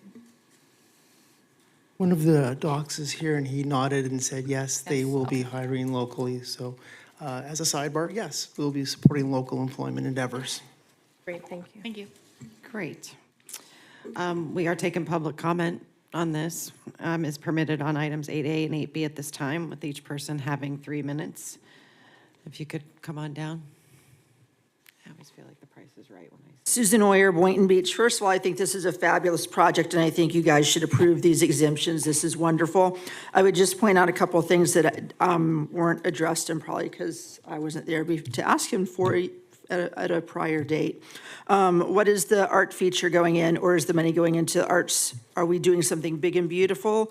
This is the perfect place to maybe you should explore taking some of these city-owned pieces of art that are sitting in warehouses and maybe selling them and having them put them up and make them available. That would be a perfect use if you could get the art board to do that, which I'm sure they would. It gets them out of your warehouses.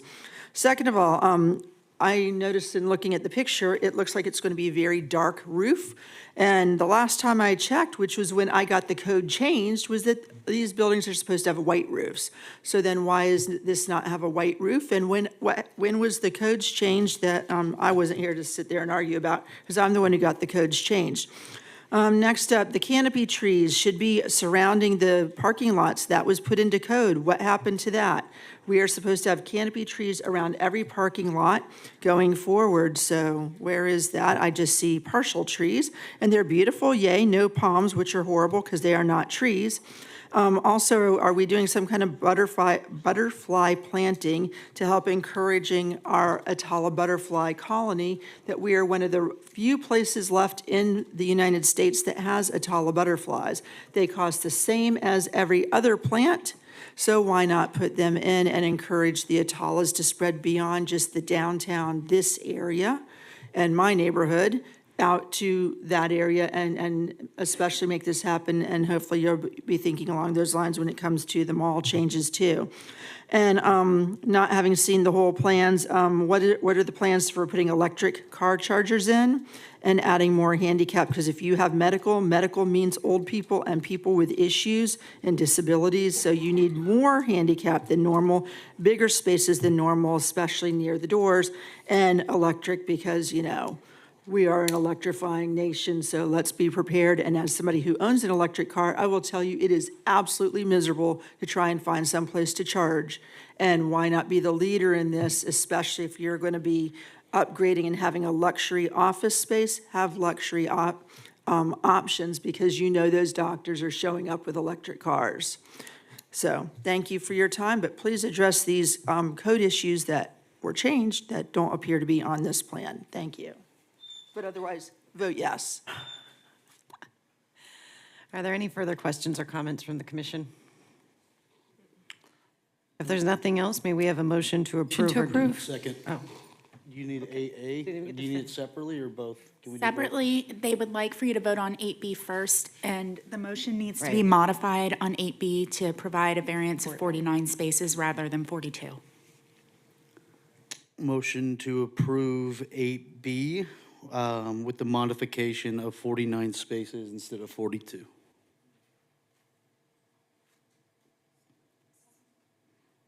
Okay? Okay, Commissioner Turkin moved to approve, made a motion to approve item 8B for the modification of 49 spaces instead of 42. Commissioner Cruz seconded the motion. All those in favor say aye. Aye. Aye. All those opposed say nay. The motion passes unanimously. If the, Motion to approve 8A. Second? okay. Is it worded any certain way? Okay. Commissioner Turkin moved to approve item 8A, the major site plan modification. Commissioner Cruz seconded the motion. All those in favor say aye. Aye. All those opposed say nay. The motion passes unanimously. Regarding 8C. Thank you very much.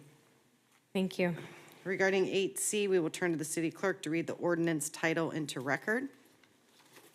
Proposed ordinance number 25-003, first reading, an ordinance of the City Commission of the City of Boynton Beach, Florida, amending Part 3, Land Development Regulations, Chapter 1, General Administration, Article 2, Definitions, amending Chapter 2, Land Development Process, Article 2, Planning and Zoning Division Services, Section 5, Permit Applications, amending Chapter 3, Zoning, Article 5, Supplemental Regulations, Section 3, Common Building Appurtenances, freestanding structures and site amenities excluding walls and fences, amending Chapter 4, Site Development Standards, Article 8, Utility Infrastructure Design Standards, Section 3, Standards, establishing regulations for artificial turf, providing for codification, providing for severability, providing for conflicts, and providing for an effective date.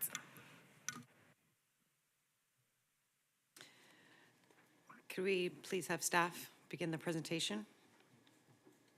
Good evening, Mayor and Commissioners. My name is Jae-Yeon Kim, Principal Planner with the Planning and Zoning Division. I'm here to present land development regulations amendments to establish use of artificial turf in the city. Next slide. Staff proposed this amendment to define what is artificial turf, establish the application process and review documents, identify the prohibited locations, and standardize the installations and maintenance.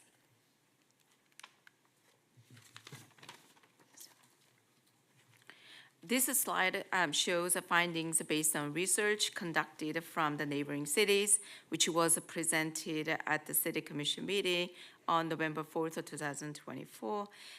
Just briefly added this slide to recap. Cities that allows artificial turf only in the side and the rear yards: Delaware Beach, Lake Worth, Wellington, West Palm Beach. Cities that do not allow artificial turf is Green Acres, Jupiter, and Palm Springs. Cities generally do not allow artificial turf within the right-of-ways, swells, drainage easements, and they do require permit to review manufacturing specifications and verify the drainage requirements. So now goes to the definition. I tried to memorize this. It was quite complicated, so I'm gonna read through it. So artificial turf, a surface material made from synthetic man-made fibers or similar materials designed to resemble natural grass. Artificial turf shall consist of green, lifelike individual blades that closely mimic the appearance and color of natural grass. Along with the artificial turf definition, we are establishing definition for the impervious and impervious surfaces to review the use of artificial turf in the city.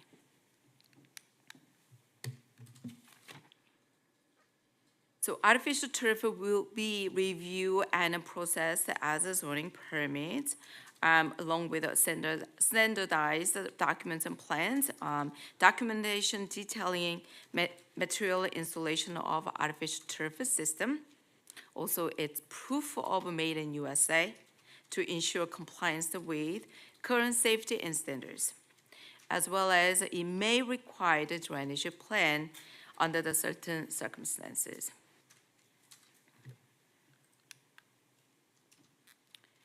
Artificial turf needs to be, must be installed in accordance with the manufacturer's specifications, and it must be kept clean in good condition to maintain the original appearances.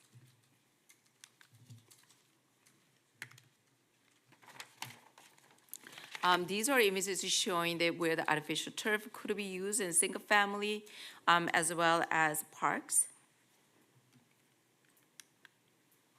And this image is showing that also artificial turf could be used in mixed use or non-residential zoning district.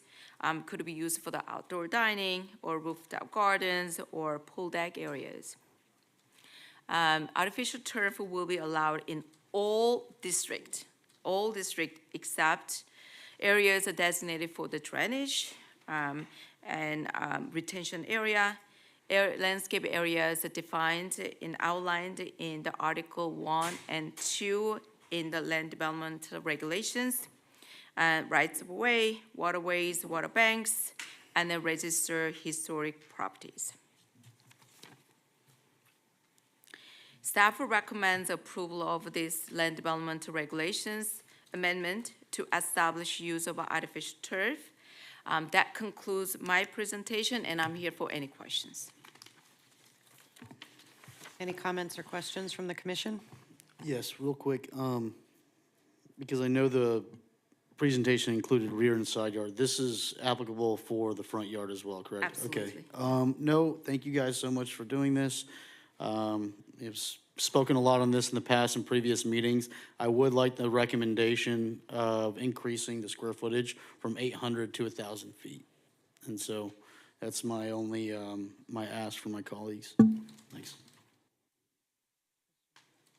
My only, so I know you said it's going to be allowed in all districts except the list, but I'm assuming that also means that HOAs and neighborhoods that have their own books. So just for the, for the use of the public, it's not something that unfortunately we can't govern what an HOA does in their neighborhood or allows. So this wouldn't apply to that either. So it's maybe just to clarify. Thank you. Cruz. Okay.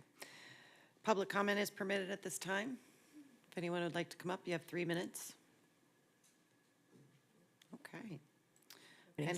Any further questions from the commission?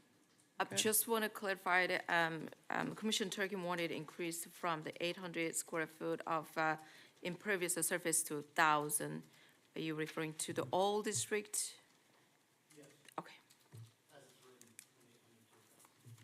Understood.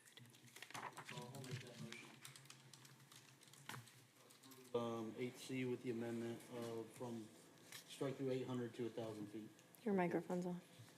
Sorry, I just wanted to make sure it was heard. Got it. Okay. You want me to say it again? Yeah. Motion to approve 8C with the amendment, moving 800 square feet to 1,000. Second. Okay. Let's turn to the city clerk for a roll call.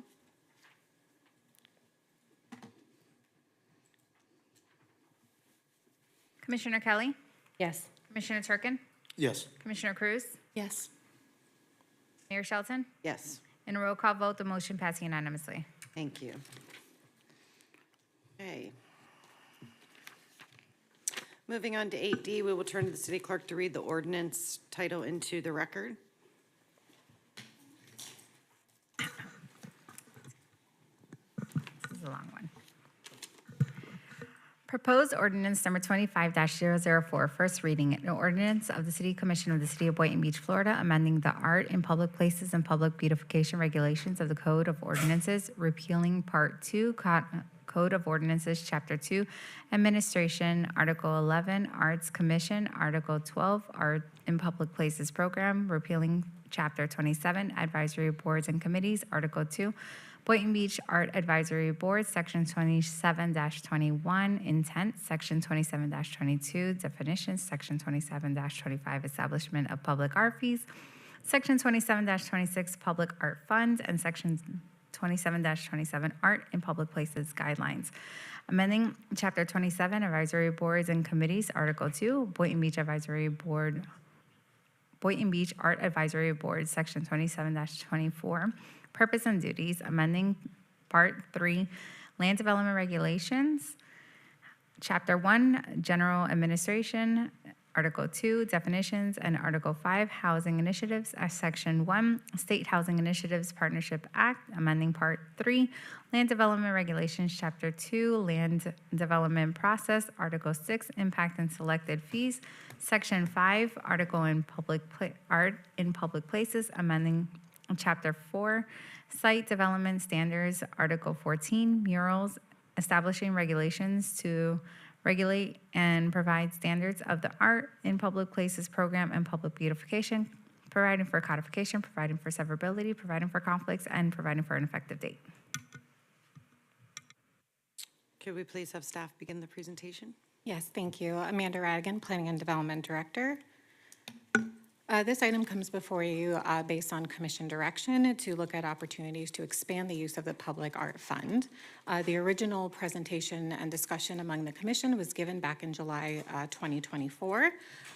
So this ordinance and this presentation is based on the discussion that we had at that meeting. It's also important to note that this is probably the first of a couple of things you'll see coming from public art. This were some of the things that we could do immediately within the code. The other direction we got was to initiate an arts master plan, which I'm happy to report the RFP went out. We had great response, and we are about to start negotiation with the consultants that will be moving that project forward. So this ordinance aims to accomplish three things. The first, it aims to expand the use of the Public Art Fund, specifically for public spaces and beautification efforts. The second thing it does is incentivize the public portion of the Public Art Fund over the private development art portion of the Public Art Program. And the third is this was a large cleanup. The art program was in 3 different places in our code. So you'll see in the ordinance, 2 of them have been completely repealed, and it was consolidated in one place under the land development regulations. So the definition expansion. We created a new definition for a public art project, and that last sentence in bold is the biggest difference. It essentially says that an art project can include a work of art, but it can also include the overall beautification of public spaces. We tightened up the definition of a public art budget. We're using budget instead of fee. And we removed a lot of duplicate definitions. So this is a visual of what this expansion of funds does. To the beginning of the slide, to your left, you'll see some of the previous things that you could get approved under the art program. Single pieces of art, artworks, This expansion allows all of the things on the right side of the screen. It allows functional art such as under lighting, seating, projects like shade structures that can serve the public in a functional way as well. So the idea behind this amendment is to not only use it for art, but overall beautification that can benefit the public as a whole. The other thing I'd like to point out is since this is for public spaces and the public overall, it would also include beautifying public spaces, relaxes regulation on what a formal art would be, and it also restores public spaces and memorializes historic beauty. So again, things like utility wrap, shade structures, paint on roads, all of those things would be permissible under this amendment. And even more so, it also allows for historic preservation of public spaces. It allows adaptive reuse, restoration of existing buildings, and beautification of natural spaces. The second thing this does, like I said, is incentivizes the public portion. How we incentivized it was essentially creating a discount for the program if you pay instead of produce art. So if you are producing art on site, you pay the full 1%. You use that towards your budget to create art on your private property. If you are doing the pay in lieu of, you essentially get a 10% reduction. It goes into the fund. The city then uses that fund to do public projects. And the last thing, again, was a cleanup. We struck through multiple sections. We consolidated under one place. We removed duplicate definitions, and we clarified definitions. Staff is recommending approval. This is the first reading. We are able to make amendments between readings if the commission chooses. I am available for questions. Any questions or comments from the commission? Just for clarification, this does not eliminate the arts program. Essentially, this widens the scope for the use of the funds, which we have discussed over months and months where this originated, this initiative from the Andrews House. That way we don't create an extra burden on the taxpayers or we eliminate investment. So I think this is a great amendment, and thank you for bringing this forward. Thank you for bringing that up. This does not eliminate the art program. This, at the most, is a small shift from a more public art program to a private development art program. Thank you. Commissioner Kelly? No, just thank you for doing this. It's, it's one of those things where we're getting these projects and getting this funding in, and to have now a true mechanism where the city can use it in a functional way, as well as, to bring in creative art, I think is a great way to look at this. So no, I appreciate all the amendments, so thank you. Thank you, and we're hoping that the art master plan, once that's initiated, there will be stakeholder meetings, public meetings, and that plan will really help us guide how to fund or what projects to fund and how to use those dollars. What, Amanda, what's the timeline for that? I know you said it was out for... So soon. Yeah. Soon. So we're working with procurement. The bid is closed. We have selected someone. We already had presentations. On your next agenda, you will see an item to request to negotiate. And then on the next agenda, if we come to terms with negotiation, you will see a request to award. So 1 month is my goal. Okay, and then what is the plan for, you were just mentioning, for public meetings, and what's your plan moving forward with that and making sure that the word gets out so that anyone who wants to participate is able? A big part of the RFP was public outreach. So the RFP included requirements for stakeholder meetings, public meetings, kickoff meetings, reviews and workshops of our, it's fully loaded, websites specific to this project, surveys, anything we can do to get input in it, we will do. And if anyone has specific things they would like to see happen, please communicate it with me and I'll be happy to include them. Yeah, no, I think it's just, looking outside the box. I think one of the things that we've always, I feel like has always been a speed bump when getting information out is not everyone's on the internet and not everyone's on social media. And so really, to get out there and get creative in different ways that we can We could get do the word out. postcards, we could do mailers. Right. All the things. All the things. All the And we should do things. all the things because it is important, Yes, you know, citywide. So we want to make Yeah, sure and these that plans we're- live for a long time. They're meant to guide how we fund projects. We want to make sure the appropriate amount of input is put into it. Great, thank you. Commissioner Cruz? Thank you. Can we please go back to the, maybe like 2 slides back?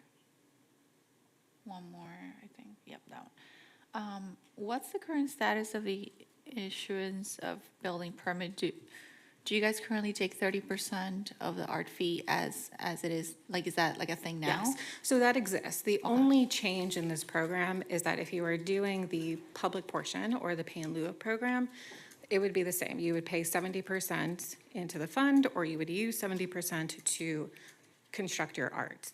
What we're doing is essentially discounting the fee to 60% instead of the 70%. All right, thank you. Okay, public comment is permitted at this time. Each person has 3 minutes.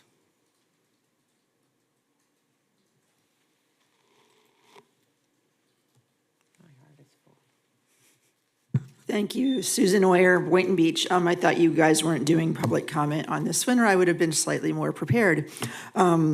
I can't even begin to tell you all the things I find wrong with this. While I think the idea itself is great, I think you should take the funding from adding a separate fee onto these hideous, awful towers that are coming in that none of us want, none of us need, and are going to destroy the beauty and character of our city, as opposed to taking money away from arts, which should truly be arts and should be pushed out for, you know, expanding and getting our kinetic back on track that we are so famous for, and the other arts projects that we have that we are so famous for in our city. And that's where the funding needs to stay versus, you know, giving a discount. Geez, I wonder which one every single developer is going to pick. Oh, do we pay the large one, or do we pay the discounted one and do something else? And I totally get where this is going, and I think it's, you know, the ideas for the landscaping beautification projects, whatever, are great, and they need to happen. I think there's other ways to fund them versus taking it out of our already too small kinetic budget. We already aren't enforcing the arts to the level it should be. For example, the mural at the mall was never approved. That golfer statue out at High Ridge Country Club was never approved by the Arts Board, and it was supposed to be. It's underfunded, it's not unique, it's not allowed. So and that came in during, I guess, before Glenn, when he was the arts director, but we really need to look at this closely. We can have both, we can have it all. Let's make our city beautiful, let's do the right thing. Let's truly encompass what it means to live in Boynton Beach and have the best possible city, but let's do this the right way. Let's not steal from Peter to pay Paul. Let's have all of it, and let's make our city incredible, and we don't need to destroy one to make the other happen. So I invite you to say no, and of course, I'm telling the world. So I'm assuming you'll get a fair amount of input in the next week or two before the next commission meeting from all the people in this city and all the famous artists nationwide and worldwide that love the fact that Boynton is a kinetic and art city and has always been a proud supporter of the arts and is one of the old original art cities in the United States, not just the state of Florida. So if we're truly looking at respecting our history and our heritage, let's look at what it really is and what it means, and not to the one person who's trying their darndest to destroy this, which, you know, is on my list. And you and I will be talking. Thank you. Next, please.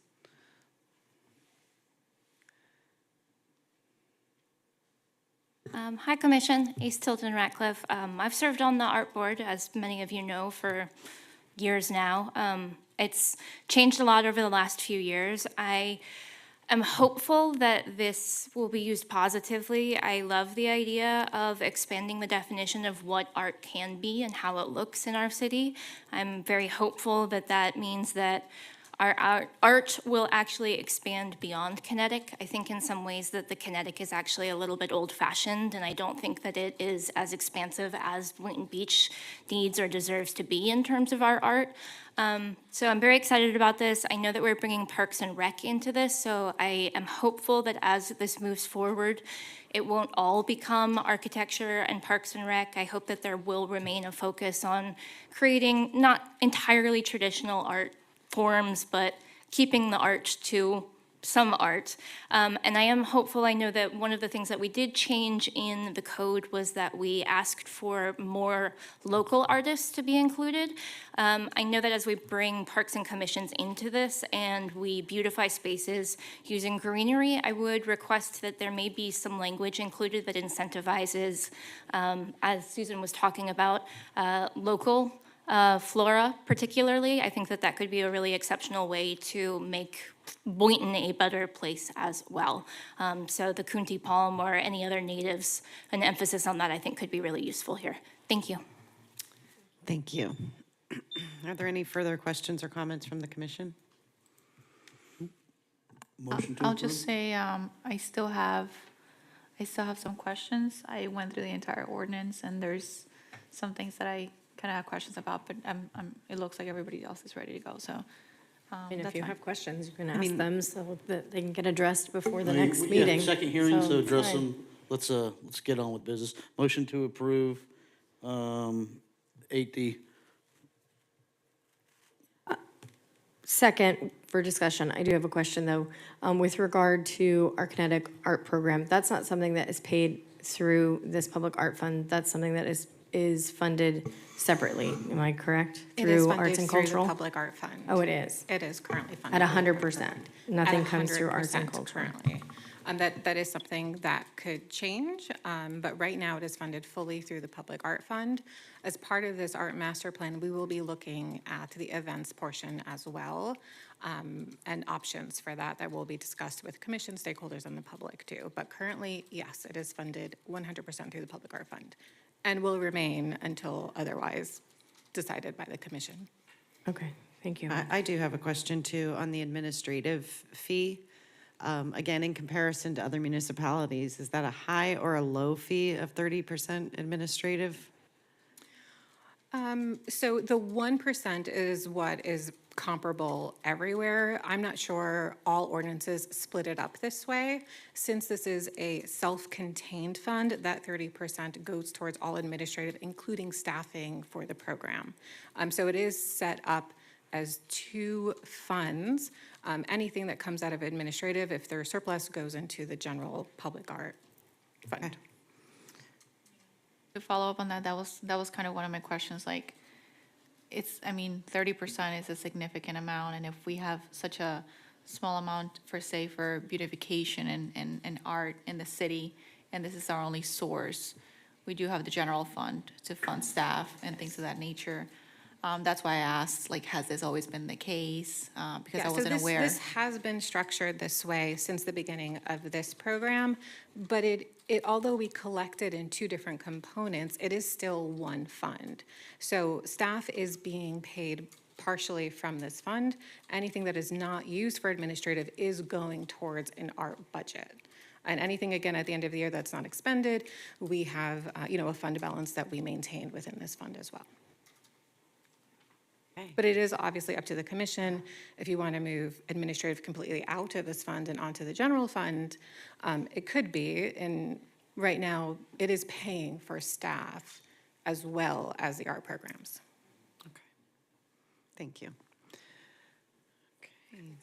I'll just ask in between first and second reading while we get the staff. Yeah, I have a lot of questions too. Okay, if there's nothing else. Got a first, got a second? We have a motion to approve proposed ordinance number 25004 on the first reading. Yep. Seconded it? I think Commissioner Cruz did. You did. Oh, I did. No, you Oh, did. you're No, you right, did. you're right. I did for Okay, discussion. guys. Sorry. I didn't. Sorry. Commissioner Kelly, Commissioner Kelly She seconded seconded it. for Let's turn discussion. to the city clerk for a roll call. Commissioner Kelly? Yes. Commissioner Turkin? Yes. Commissioner Cruz? No, as I have more questions. Mayor Shelton? Yes.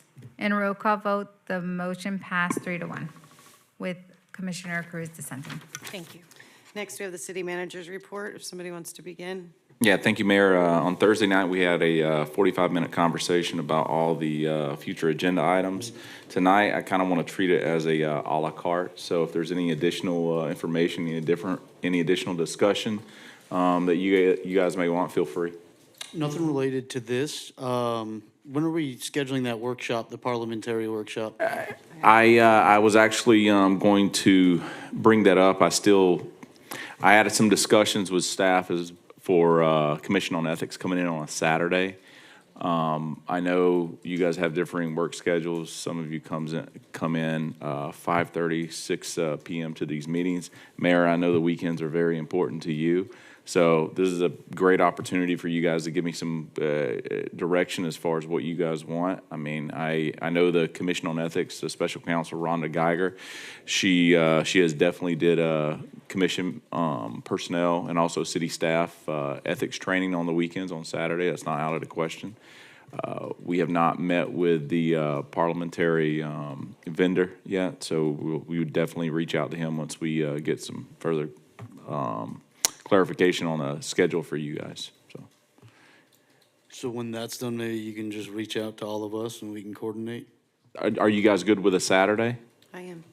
Saturday? I Because prefer a morning because I work Saturdays compared to everyone, but I can. In the morning? If I have enough time, I can reschedule Earlier it. the better. Yeah, the 9? earlier the better. 9. 9 a.m. Saturday? Oh, gosh. 10 a.m.? 10 a.m. No, Wanna no do later 10? than 9. Yeah, I think 9 is good so that we can be done by 12, Yeah. you know. 9:30?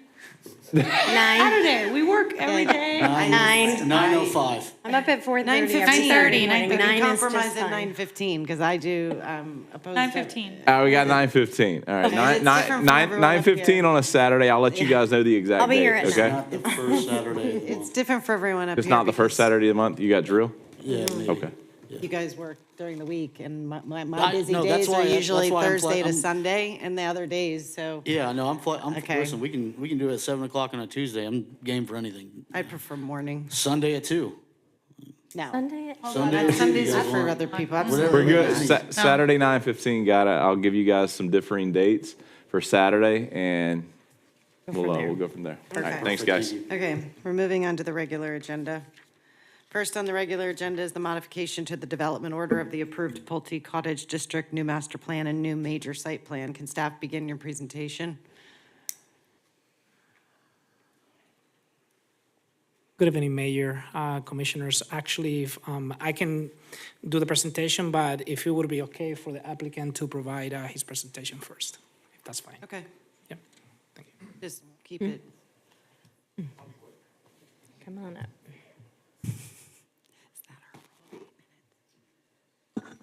Good evening, Brent Baker, Division President for Pulte Homes here in South Florida.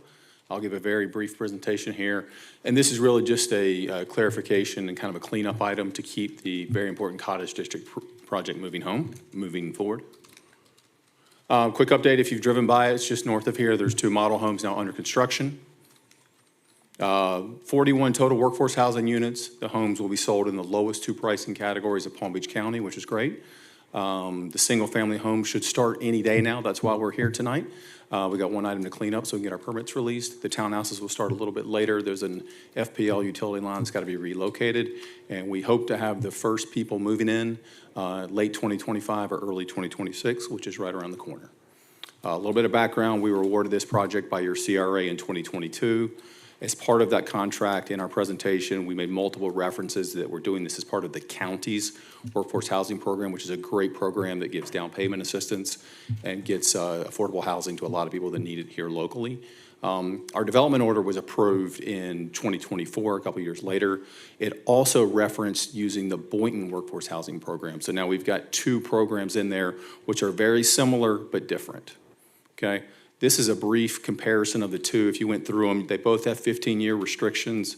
The county has a great down payment assistance program with a lot of funding in it. There's a resale protections. They cannot sell it to anyone else. If they do, it restarts the clock for another 15 years. As we said on the pricing, we were already promising to use the 2 lowest categories of the county. The buyer requirements to the county have to get a certificate verifying their income and that they've taken a home ownership class. And then also it governs the amount of deposit that they have to put up, which is very low, given they're getting a brand new house. okay? The protections of these are in a very long deed restriction, which the county must approve, and for this project, it's already been approved by the county, so we are ready to go. If we try to make changes to that and put the Boynton City's provisions in there, we've got to go back to the county and get their legal team to review it and approve it. If I gave you a guess, I would say at best 6 months. I bet it would take 12 months, and they might not even agree. So the entire project would stop, nothing else would happen, no home start, no people get to move in for probably 6 to 12 months, and we don't even know what would happen. The county may just say no. Okay, so in summary, we're trying to make a cleanup to the development order, which would just simply state we're going to use the county's workforce housing program and not the city's. The city still gets all the same benefits: workforce housing, down payment assistance, the lowest 2 pricing categories, and the county enforces the provisions. They do annual inspections, they knock on doors, make sure that people are living there, preventing them from being rented out, and they enforce any resales if they do come up to make sure they go to the right people, and then it restarts the 15-year clock.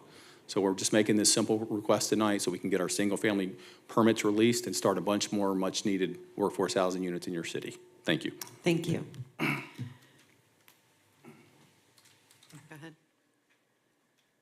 Good evening, Mayor, City Commissioners. Luis Bencosme, Principal Planner. Pleasure to be here. I wanted the applicant to provide his presentation, as it was very thorough and explained the request well. I don't have anything to add other than the staff does recommend approval of the request, because mainly it's just a correction of the condition of approval to require participation on only one, workforce housing program, thus preventing any future conflicts. Also, the request will not change any other aspects of the project. Staff is here for any questions or concerns you may have. Thank you. Any comments or questions from the commission? Commissioner Kelly? Thank you, Mayor. I do just for the record, just need to disclose that I had forgotten that I did have a conversation with Brent Baker, and I facilitated a conversation and connected him with staff. So I just, for clarification of the record, I was reminded of that when he started talking. So, and then also I wanted to ask applicant, is it possible for for the city to be provided with a copy of any of the report that you have to provide to the county, just so that we're seeing that I'm confident you're going to comply with the county, but I'm just, can we get a copy of that report showing that, what is happening in our city is in compliance, just Yep, so there's that two we different know. things there. One is the deed restriction, which governs all the policies. That's already been provided, that's already approved.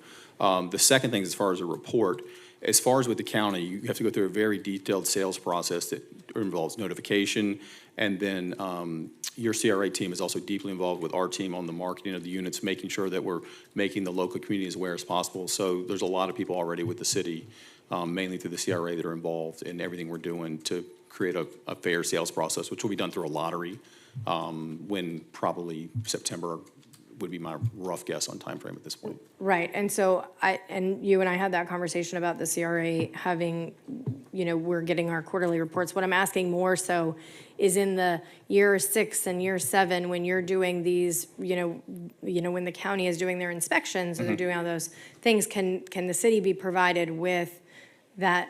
That would be a question for the county. We don't do the enforcement. After we close the last unit, we will be gone from that perspective. We'll be doing our warranty and customer service perspective, but that would be a question for the county. You don't necessarily, you're not in connection or in communication with the county when they're doing these inspections and things like that? No, we've done several workforce housing projects around the county, and we're not involved in the ongoing annual inspections of where they're making sure that people are living and being owner-occupied units. We're not involved in that. Okay. All right, thank you. Sure. Any other comments or questions? Commissioner Turkin, Commissioner Cruz? You're good? Just a quick comment. Please. Because it is a CRA matter, I'm just saying it's a public record, because it's not a secret. We've talked about this before in public meetings, but I do recall that Pulte paid full price for the land. And, I think it was a really good deal for the city, and also having workforce housing here for sale product is really great.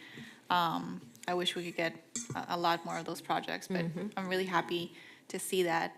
The only thing that if I recall correctly, and I know it's been a while, I think that Pulte might have agreed to advertise, like on the marketing aspect. I understand, you know, you guys want to follow the county side, but, you know, we also want to get a benefit on the city side. So I think the agreement, if I remember correctly, was to provide some sort of like a marketing to local residents, like Boynton Beach residents, before Yeah. it's marketed elsewhere. Yes, you're absolutely correct. There's a requirement to, it's provide a marketing plan, which we're doing now, and there's a detailed list of local nonprofits that we're working with to create awareness. So we are as motivated as everyone to hopefully get as many local residents in there to these houses. But the exact answer is there's a marketing plan required. That is, a draft's already been sent. We're getting feedback from the CRA if they want to see different things. So that would be that governing document to show that we're doing everything we can to create awareness around making sure the local Boynton residents know these units will be available for sale. Thank you. All right. Other comments? No? If there's nothing else, may we have a motion to approve the modification? Second. You guys are like auctioneers up here. Okay, so you did the second? It's fine, doesn't matter. Okay, so Commissioner Turkin moved to approve the modification to the development order for the approved Pulte Cottage District, new master plan, new major site plan. Commissioner Kelly seconded the motion. All those in favor say aye. Aye. All those opposed say nay. The motion passes unanimously. We're moving on to discussion and update for Fire Station Number 3. Commissioner Kelly, since this is your request, please start the discussion. Oh, great. No, I'm just kidding. No, I mean, this is something that has, you know, this is a conversation that I have had with Chief Bruder many times. This, you know, we approved an increase to the fire assessment in particular to make improvements on some of our facilities that are aging faster than we want to even admit. And so Chief Bruder has offered to come, and as part of that, this is one of the conditions that I had made, was that I wanted to have updates as quick as possible. And so he is here to provide an update on where we are, and I think it's a state of the fire department as well as Fire Station 3. So, thank you. Good evening, Madam Mayor, Commissioners, city staff, and residents who are remaining. We established several months ago, in preparation for Fire Station 3, we established a working group, and the idea there was to allow the men and women who are going to be serving in that station every day to have some input as to exactly what we were going to be doing. And we got some great input from that, and so once we've done that, now we're working with the construction division, going over the actual design itself. There was a plan in place years ago, but that plan unfortunately isn't going to work for us.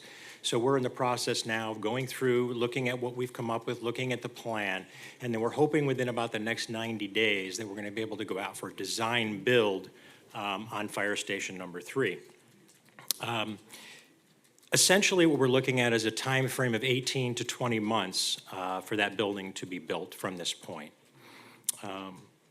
What I'd also like to let you all know is the other 3 projects that were associated to the increase in the fire fee are also, all of these projects, once they were approved in this year's budget, we began to diligently work on all of them at the same time. Now, Station 3 is a behemoth project. We're looking at a $10 million building. We're going to try to come in way under budget, but you know, it's a very large project, so that they take some time. What we have been able to achieve so far is that through the procurement process, we actually just cut the PO on the new station alerting system, and we're hoping that that will be installed by July of this year. That's going to be huge. As those of you that were on the board and that have heard me throughout my budget presentations and here at the dais, was the fact that the station alerting system, not only was it antiquated, but the new technology will allow us to shave as much as 60 seconds off response times, which is just massive. So that's an $800,000 project, and that project is well underway. The fire fleet and logistics building, that was $500,000 slated from the fire assessment fee for that project. Now, any of you that are aware, the fleet facility is just overburdened right now. So part of the idea was to take old Fire Station 2, make it into a fire logistics and fleet facility where we can have all of our equipment, all of our tools, fire trucks, apparatus, and then additionally, we would move the emergency vehicle technicians from the fleet over to the fire shop, and we'd be able to relieve some of the pressure. So we've been working on that building, with facilities. We're diligently working to try to get that building ready, and we're doing so. The other project that we're very proud of and we're very appreciative that was approved is the Fire Station number 6 Public Safety Marine Complex at Harvey Oyer Park. That has actually been through the complete design phase, and right now we are getting ready to go out for design build. The design, as far as the city and the fire department is concerned, we know exactly what we want. It's going to be a 2-story station. Unfortunately, we had some increases. We wanted to come in under budget, but unfortunately, we've had some increases because as of December of last year, there was some changes to the flood mapping, which now are requiring us to elevate that building quite a bit. But the design is going to be absolutely gorgeous. It's going to be very, very marine-oriented, very beachy, very marine-oriented, 2-story facility, and it's going to have everything we need to be able to have PD have an office, the Coast Guard, and as well as allowing the fire department to operate out of there full-time. And our plan is to go ahead and move one of our units to that facility. So we'll actually be, with using internal resources, we're actually going to be able to put a 6th fire truck on the road, which will operate out of Station 6. It'll help everything to the west because we'll be able to have more units out on the road 24/7. So that's where we are as far as that's concerned. Does anybody have any questions on anything that relates to Fire Station 3 or the fire assessment or anything that related to those other projects before I get on to the State of the Fire Department address? Real quick about the Marine, what's the expected timeline for that to be completed? Once- Is there going to be any impact? 12 to about 18 months Is there right any now. impact for the use of the boat ramp? There'll be zero impact. Okay. There'll be zero impact during construction, and there'll be zero impact once we're there operating 24/7. The public safety dock, for those that are not aware, and Mayor, I'm not sure if you're aware, but the north side of Oyer Park, where the Coast Guard building is now, is what we basically are going to be turning into Fire Station 6, the Marine Complex. And then the north dock at Oyer Park is going to be utilized as a public safety dock. And just to update you on that real quickly, that one's actually out for bid right now. So we're hoping that that will be built in about the next couple of months. And we are expecting the fireboat to be delivered in August. It's in the middle of being built right now, and it's just going to be a tremendous addition to our fleet, especially when we're running a tremendous amount of water rescue calls. In fact, I was in the back earlier when we had a house fire with flames and smoke showing, and then 2 minutes later, we had a water rescue call in Del Rey that we were actually called for mutual aid. So we're pretty excited about the fireboat. Any other questions, sir? Can we do something when that fireboat comes here? Because that's been something we've been discussing for years, and I think that is a huge asset, not just to Boynton Beach, but to all the communities between Boca Raton and West Palm Beach. And, yeah, I think we should do something. Well, similar, if I may, similar to what we do with the push-in ceremony. We'll be christening the vessel, and we'll definitely put a nice something together so that we can christen it in quite nice style. Crystal. Yeah, thank you. And any other questions on the fire assessment fee When issues? You Or mentioned Coast Guard, you mean the Coast Guard Auxiliary, right? We're not going to have Correct. an actual Coast, okay. No, that's the auxiliary. And they're going to be moved to another office there once it's done. Perfect, thank you, Chief. Okay, you're welcome. Any other questions? Chief, real quick, with regard to Fire Station 3, I know that you've been in the planning phases. And we have the police training facility right next door. How are you envisioning all of that working? And have you been, in communication, I know, with the police department as well, as far as that training facility, and what is the plan? What's your vision and thought for the fire station? So if any of you remember when we started this dialogue, part of it actually years ago when we first started talking about rebuilding Station 3, there was a push to try to have the fire apparatus exit out onto Congress instead of Minor. That just poses a tremendous Pandora's box. We have to get DOT approval. You virtually never get DOT approval for this sort of thing. And so we're going to continue, we're going to make it easy. We're going to continue ingress and egress off of minors. So we have to take that into consideration. So depending on what PD does with the shooting range, I've been in talks with the police chief, and I'm open to any suggestions or, any way in which PD and FD can work together. I'm open to anything at this point. Perfect, thank you. Yeah, I think it's just, we need to work together to make sure that, that all works and that we're not then coming back to have another conversation about something else that needs to be renovated or updated. So, staff, I know Adam and Andrew are both shaking their heads, so, that whole complex, however that works and whatever we need to do, I want to make sure that we're thinking way ahead, and not just trying to get Fire Station 3 rebuilt, and that we're looking, at what our needs are, what the police department's needs are, what fire's needs are, and we're really looking at that whole complex, holistically. So, and let me know if we need to talk about it on a future agenda. I'm happy to have that conversation. Thank you. You're welcome. So I'm going to go ahead and begin my State of the Boynton Beach Fire Department presentation. There's no PowerPoint, it's just going to be me. So Boynton Beach Fire Rescue is leading the way in many areas. We are leading the way in technology, using industry best practices, CAD and RMS systems, reducing response times. Right now, our current response times that I just pulled the data today is 4 minutes and 24 seconds. It's astounding. The industry standard throughout the country is 8 minutes, and the Palm Beach County average, not just Palm Beach County Fire, but Palm Beach County in general, is 6 minutes and 43 seconds. So we're almost 2 minutes and 15 seconds quicker, which is astounding. As you're aware, if anybody has a stroke or a heart attack, they always say time is muscle, time is brain. So the quicker we can get there safely, the quicker we can do our stuff. I spoke briefly about the station alerting system, which will be installed hopefully by July. We just took receipt of brand-new, state-of-the-art Motorola radio system, which portable handheld radios, which actually have 3 different types of functionality. The police department actually just got theirs as well, and we're in the process of training all of our firefighters and putting these new radios into service. It's an amazing radio. It can work anywhere in the world. It can work off the internet, it can work off of UHF, or it can work off of cell. So if any of my people are stuck in Bethesda Hospital on a fire and the incident commander can't speak with them, they'll be able to get out and communicate. So thank you for approving that.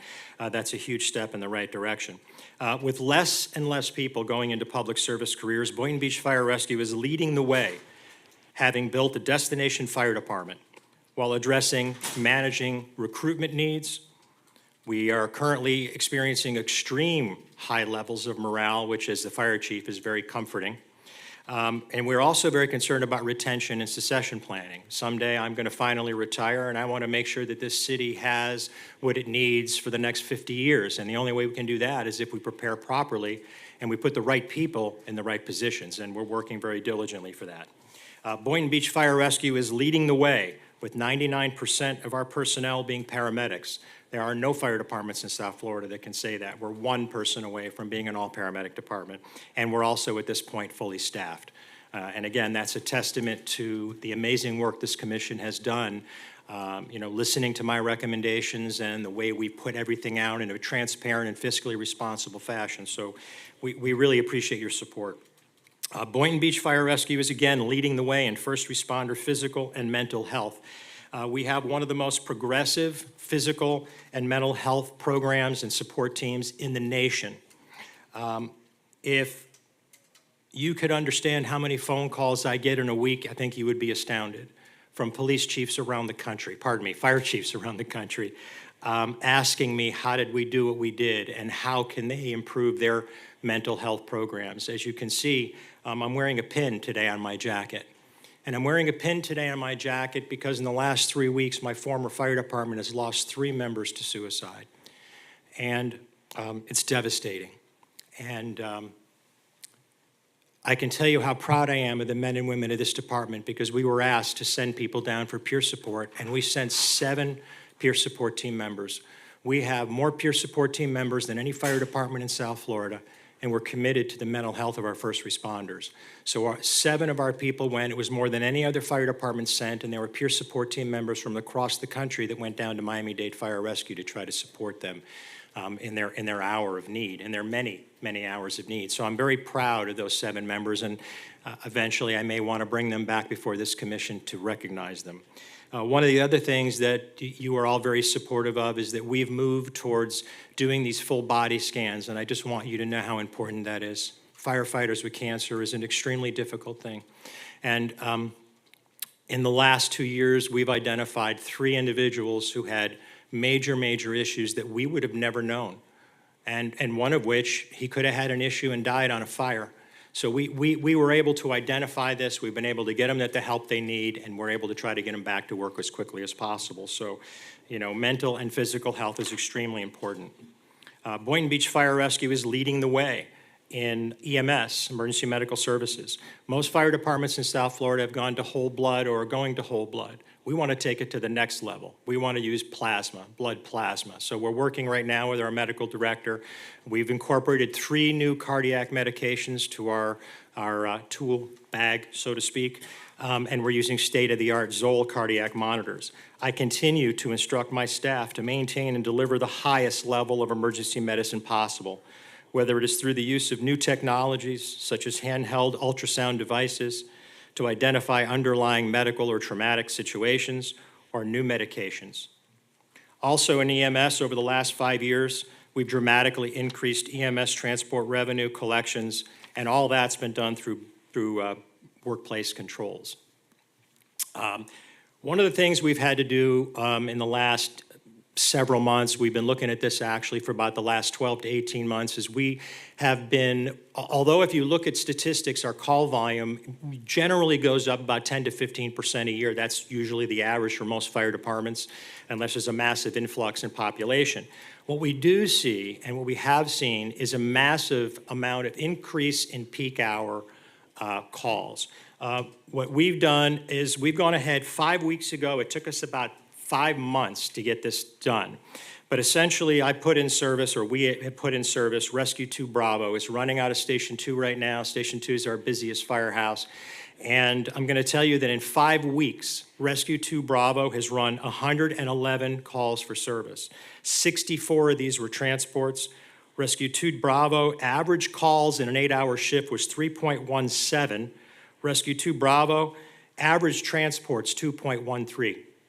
2 transports pays for the crew for the day. We were able to negotiate with the bargaining unit for detail pay for this unit, and it has really been good for us because our mutual aid has gone down to 0. Today, we teetered on it today. Today was an absolute crazy day. The other good thing is since Rescue 2 Bravo's gone in service, we've seen an additional reduction in response times, because when we have all 6 rescues in service, we're out there running these calls. It's small, but it was still a 10% reduction in response times as a result. Boynton Beach Fire Rescue is leading the way in firefighting. We are one of only several fire departments in South Florida that have their own live fire training facility, and I cannot tell you how important that is, that the men and women who put on that bunker gear and put on those self-contained breathing apparatus are confident and comfortable with what they're doing. If my grandmother was dying in a house fire and I had firefighters that were not prepared, you can be licensed, you can be working for a fire department, but unless you have real-world live fire experience, it puts everybody at risk. So we're very, very proud of that facility. We're doing live fire training every year, and for the whole department, as well as a lot of smaller divisional type training. We have state-of-the-art technical rescue equipment, and we are one of only a handful of FLUSAR, Florida Search and Rescue Teams, that can be deployed, and we have been around the state. In fact, our technical rescue team has taken 3 top honors in state and national competitions over the last 4 years. 3 of the last 4 years, we've been in the top 3. It's just astounding for the size of this department. Boynton Beach Fire Rescue is leading the way in water rescue. Last year, we absorbed ocean rescue lifeguards into the BBFR family, and we've now taken it one step further, and through a lot of hard work and collaboration, we've now certified 8 of our frontline firefighters who can now work part-time. We were having an extremely difficult time hiring part-time lifeguards. So the idea was floated to allow firefighters to go ahead and work over there part-time. It's all part of my department, and we actually had the first one work about 2 weeks ago, and it's just fantastic. We've actually brought a full cadre of advanced life support equipment over there as well. So, you know, there's really not much we can't handle. As I said earlier, the fireboat is coming, Fire Station 6. We've massively increased the number of rescue divers, swift water, and high water response capability. And as you know, we also have a high water vehicle, which was critical during the last storms, as we are very prone to flooding, as everybody knows. Boynton Beach Fire Rescue is leading the way in fire prevention. Over the last 5 years of my tenure, the Fire and Life Safety Division has reviewed and approved more fire-related plans for new construction, carried out more fire safety inspections, and collected more fire prevention revenue in the last 5 years than in the history of this city. Recognizing that data is so important, several months ago I instructed staff to begin sending out customer surveys to individuals that we have transported. What I'd like to do really quickly is I just would like to read, just very small, I have 5 samples. Second time I've called Boynton Beach Fire Rescue in 3 years. Top professionals, all are at their best. I think Boynton Beach should be very proud of their rescue teams. Another, the team was amazing, caring and kind. Everyone was professional, did an excellent job. Thank you. So I think it's very important that we continue to always evaluate and self-evaluate each and every department within this city, but from a public safety standpoint, I think it's even more critical. In closing, Boynton Beach Fire Rescue will continue to maintain high levels of transparency, fiscal responsibility, while providing world-class fire rescue services. We are able to achieve all that we have accomplished for considerably less than surrounding metro-sized departments, which tend to suffer from high levels of bureaucratic waste and inefficiency. We are, and we will continue to lead the way, not only in Palm Beach County, but in the nation. I'm open for any questions you may have. Anyone have any questions? Okay. Thank you so much, Chief. Thank you. It was an honor to be before you tonight. Thank you very much. Okay. Next is the discussion of candidate filing fees and signing bonds. Would you like the city attorney to give a presentation? Sure, I'll invite Ian Gregorczyk from my office up to give you a brief presentation. Good evening. Ian Gregorczyk, Assistant City Attorney. I'll be speaking briefly about campaign filing fees and signed bond fees. And do have a presentation that goes with this. So you guys had asked us to look around at some neighboring cities and just kind of compare where they're at in regards to Boynton Beach. So Boynton currently has a campaign filing fee of $25. Compare that with Doral, which is at $100, and Coral Gables is at $200. And then in addition to that campaign filing fee, there's also the election assessment fee. That's required by state statute, and that's calculated as 1% of the annual salary of the position that's being sought.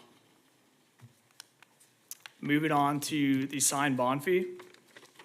So Florida statute states that you need to make a good faith effort to remove all of your signs within 30 days following the conclusion of the election. If you don't do that within 30 days, the city can move in and remove those signs ourselves and then charge the fee for that removal back to the candidate.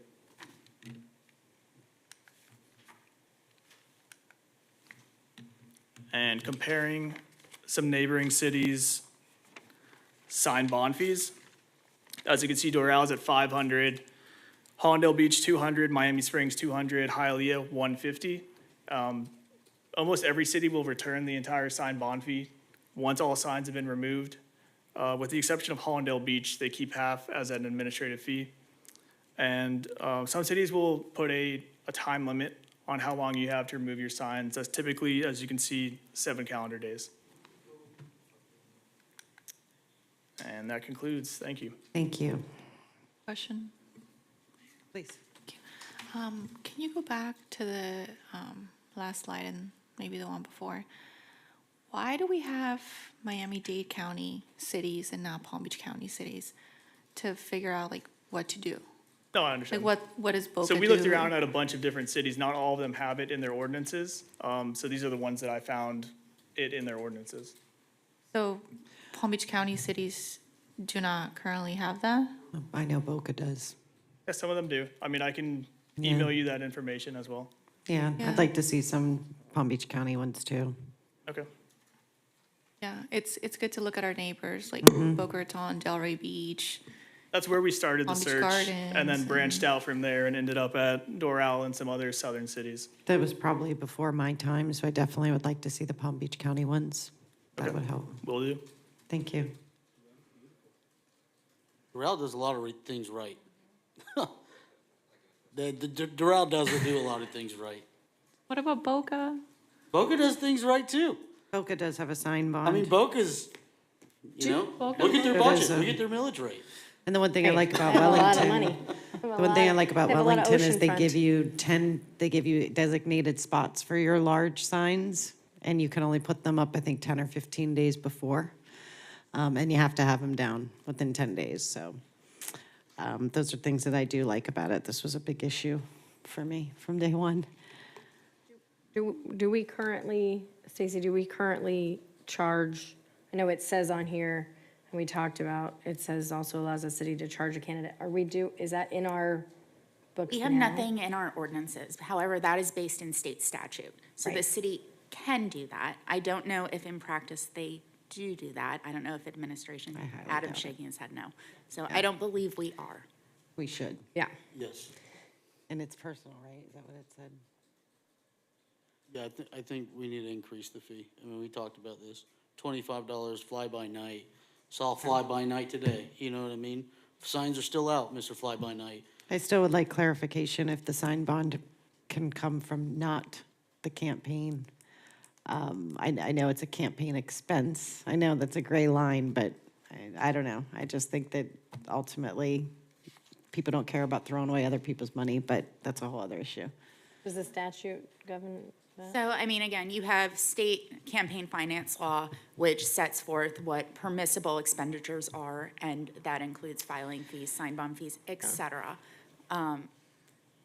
I do not believe that it's a complete preemption, so we can look at the specifics as to whether or not the city can adopt something that is more stringent than what the state law provides for. And if that is permissible, that's something we can include in whatever we bring back to you. Yeah, if I could just get clarification of, when you are fined for a campaign violation, that is not allowed to be paid from the campaign account. So I kind of look at this as along the same lines, but I defer to you on legal, but it's something I would like to explore. What are you proposing as far as the amount? I'd like The to. sign amount? Yeah, the amount, no, I'm sorry, for the filing fee. Right now, it's $25. I mean, I'm probably the I wrong personally- person to ask up here, We're but- here having this conversation, so I'd like to identify. I think 125. 125? All right, well, see, 125, I think is fair. It's $100 more than what it is now. I think sign should be 500. I think that's what Boca does. Okay. So that's my thoughts on it. I don't think it's a deterrent to have people not run for $125. Right, I agree. Especially when any good candidate opens up their account with their own campaign money. Right. Well, and if it is a deterrent, then they probably shouldn't be in a position where they're managing, $300 million budget. If you can't commit $125, then, our positions are. And they have 3 months to pay it. Not to Right. mention all the Or time. compared to when they file, I should All the say. time that gets consumed that the clerk's office has to now address, right? And so, there's no fees for that, then that backs up the rest of city business. I think if it's done properly and we change the residency, we change the petitions, we change the code, the qualifying fee, and we have a sign code ordinance that's a little tougher, I think it's definitely, in the long run, going to save the city money. Yeah. Is this this is gonna be a separate item from what we're, discussing as far as verification? Or is this all gonna be wrapped into one ordinance? You can or how bring is- forward one ordinance that Okay, so you're addresses just everything looking for election direct- related. Got it. Okay. Got it, okay. Okay, That's good. that's good with me. Yep. All right, we're moving on to a discussion about creating a charter review committee. Oh, sorry. So that's it, we set up the fee? Did you guys decide on the fee? No, we didn't decide on it yet. Is it, so what are we doing? Like, we're gonna talk? Well, you about- asked for more information Yeah, on the I want bond, more so we're not information for gonna. the cities and we- stuff. Okay, so we're gonna yeah. get like Palm Beach We'll have to County bring it info for back. the, okay, Yeah, thank you. for sure.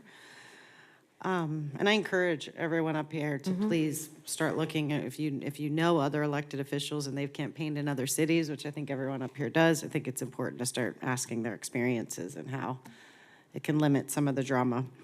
Okay, moving on to a discussion about creating a charter review committee. Commissioner Turkin, would you like to start this? And what is your thoughts exactly? I'm confused on what this committee would kind of do. So every municipality, not everyone, but it's common practice for a municipality to have a charter review committee.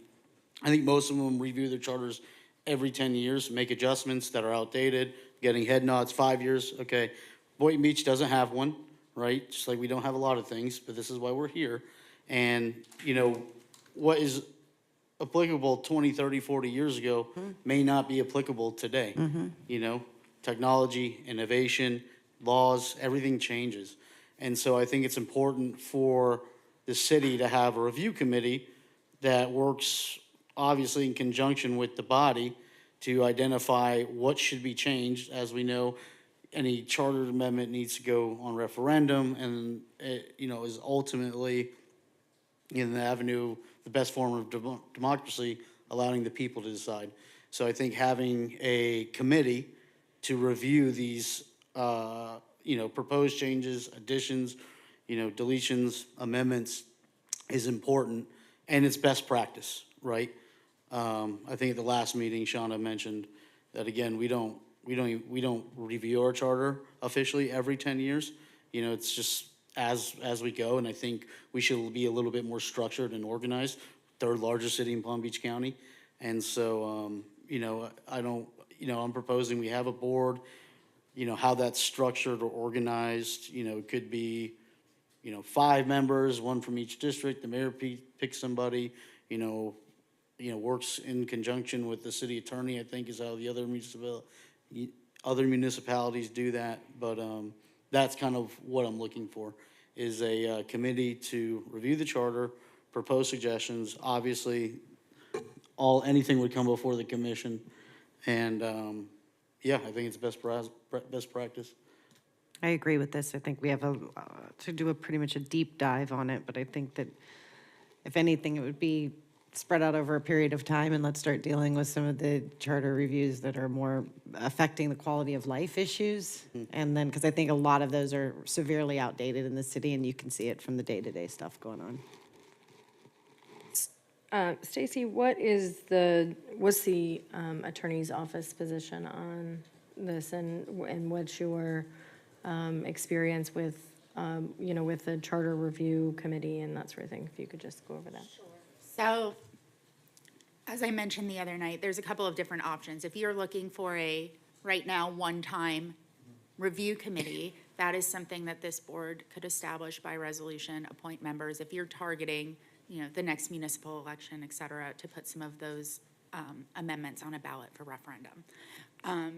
Separate and apart from that, there's the larger policy discussion as to whether or not this board wants to adopt an ordinance establishing a regular review on regular intervals, whether it be 5 years, 10 years, whatever this board desires, as well as, you know, specific processes for appointments, et cetera. So I think it's a twofold question as to what you're looking to accomplish today, and then we can go forward from there. In doing so, this board also, again, it would be within its purview, so you can develop the scope of what the Charter Review Committee is looking at, whether it's that this commission, after your review identifies the issues or a list of issues that you want the Charter Review Committee to look at, if you want it to kind of be an open forum for them to look at your charter issues and bring forward whatever recommendations they have, the ultimate control still rests in this board after the committee has reviewed the charter. It makes recommendations to you, and then this board votes on ordinance amendments that then are put out for referendum. Okay. Thank you. Just to be clear, in reference to the residency requirement going to referendum, I'm in full support of that, going on the next election with or without this review committee and how we decide to adopt that. So I don't want any miscommunication that is aligned with what we're discussing here today. And so maybe we look at a few other municipalities, identify what they do, and come back with some options. Yeah, Stacy, I do, I thank you, Commissioner Turkin, for bringing this up. I think it's important. And I like the idea of kind of making a test run, having a resolution, establishing this committee for the next election or the next 2 elections and really cleaning up the charters and seeing what needs to in a holistic way, and then seeing how it works, and then and then move forward from there. I think it gives us an opportunity. It's something that we haven't done in as long as I've been involved in the city. So it's important and it's needed. And so I do support that. I think that's, it's a good opportunity for us to clean things up and to bring them up to modern age. So thank you. Test run is a good idea. Commissioner Cruz? I'm good with that. Oh, no comments right now. Thank you. Okay. Pardon, are we taking public comment? There's a consensus There from the board. consensus? We have a consensus, everybody? That's fine. Go ahead. Thank you, David Katz. The last time it was the Charter Review Committee was basically the summer and fall of 2011. You have 2 of the former members here, Jeannie Taylor and myself. I did forward to the city manager the minutes from all those meetings. We were not we were an ad hoc committee, and we gave recommendations to the commission at the time, of which I think they took all of them, and they went on the ballot. So I just want to let you know that there has been one 14 years ago, but we've had it, and we were quite successful. Thank you. Thank you. Okay, moving on. Next, we discuss setting a time and date for a proposed code enforcement. Oh, is there any other public comment? Sorry. Okay. Next, we need to discuss setting a time and date for a proposed code enforcement and code enforcement ordinances workshop. Commissioner Turkin, I know this is a big priority to you as well as it is for me. Yeah. We won't make you come on a Saturday for this one. We'll let you sleep in for this one. We have to compromise a little bit here, but I'd like to see this on our calendar sooner than later. But is it something that warrants that kind of time too? Because I also don't want to, I don't want to start a conversation at 6 p.m. and then we don't finish and then have to come back and do a second workshop if it's more efficient to, so it will, I guess, will depend on what, what kind of heavy, carry this is going to be. Because if it's going to be really involved and it requires the time. I think this is going to be very involved because from when I campaigned, the number one issue is code, things that should be removed, things that are silly, and, ultimately, this body writes the instruction manual for code, and code enforcement, enforces that, right? And so it's our duty to change the instruction manual, not create a he said, she said, pointing the finger between the city and the residents, right? And how do we get there? How do we get that? We have one of these workshops and we invite the city, or we invite the residents of the city to identify what's silly, what's outdated, what can we change, what's staff's recommendations, what are each one of us hearing? And then that way, we can all say, we sat together, we had this conversation, we're hearing the same thing over and over, you're building a data set, and then you can change based on, metrics, not just one-off situations, right? Which has been happening, but I think if we do this once, it'll be big, but I think it'll be very productive for our city. I think it also goes along with checking some of these ordinances that are not up to date first. So I think collectively, if everybody here, individually can maybe think of the questions that we might need from city staff prior. Mayor, I just, I know Adam Temple, Assistant City Manager Adam Temple, he's been trying to actually bring up the same point that you just made. Oh, okay. Yeah, no, I mean, from a staff perspective, I mean, we realize that there are a lot of outdated codes, or a lot of codes that need to be fixed, maybe some standards that need to be enhanced. So I'd say from a general standpoint, it's long overdue, especially the Chapter 2 of the Code of Ordinances. There's quite a bit that need to be updated and changed. Okay, Commissioner Cruz? I agree. This is something that I know is very important in the non-gated communities all around the city. And I know in Gulfview Harbor specifically, we've had multiple issues as well. So I do support this. I wonder, because as Commissioner Kelly stated, we could be here for 3 hours and then we could end up here twice more.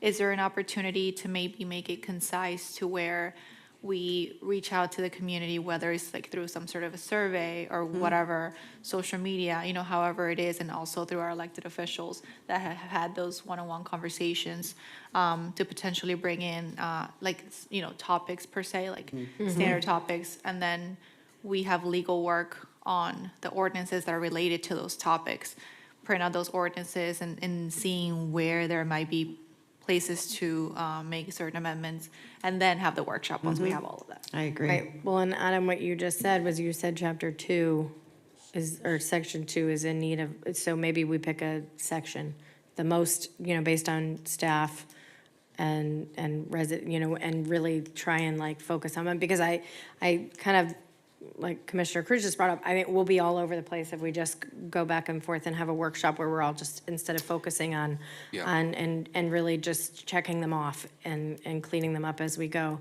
Because I know even you and I have had conversations with, our state law changed a year ago where now we are prohibited from forcing developers to put in EV charging stations.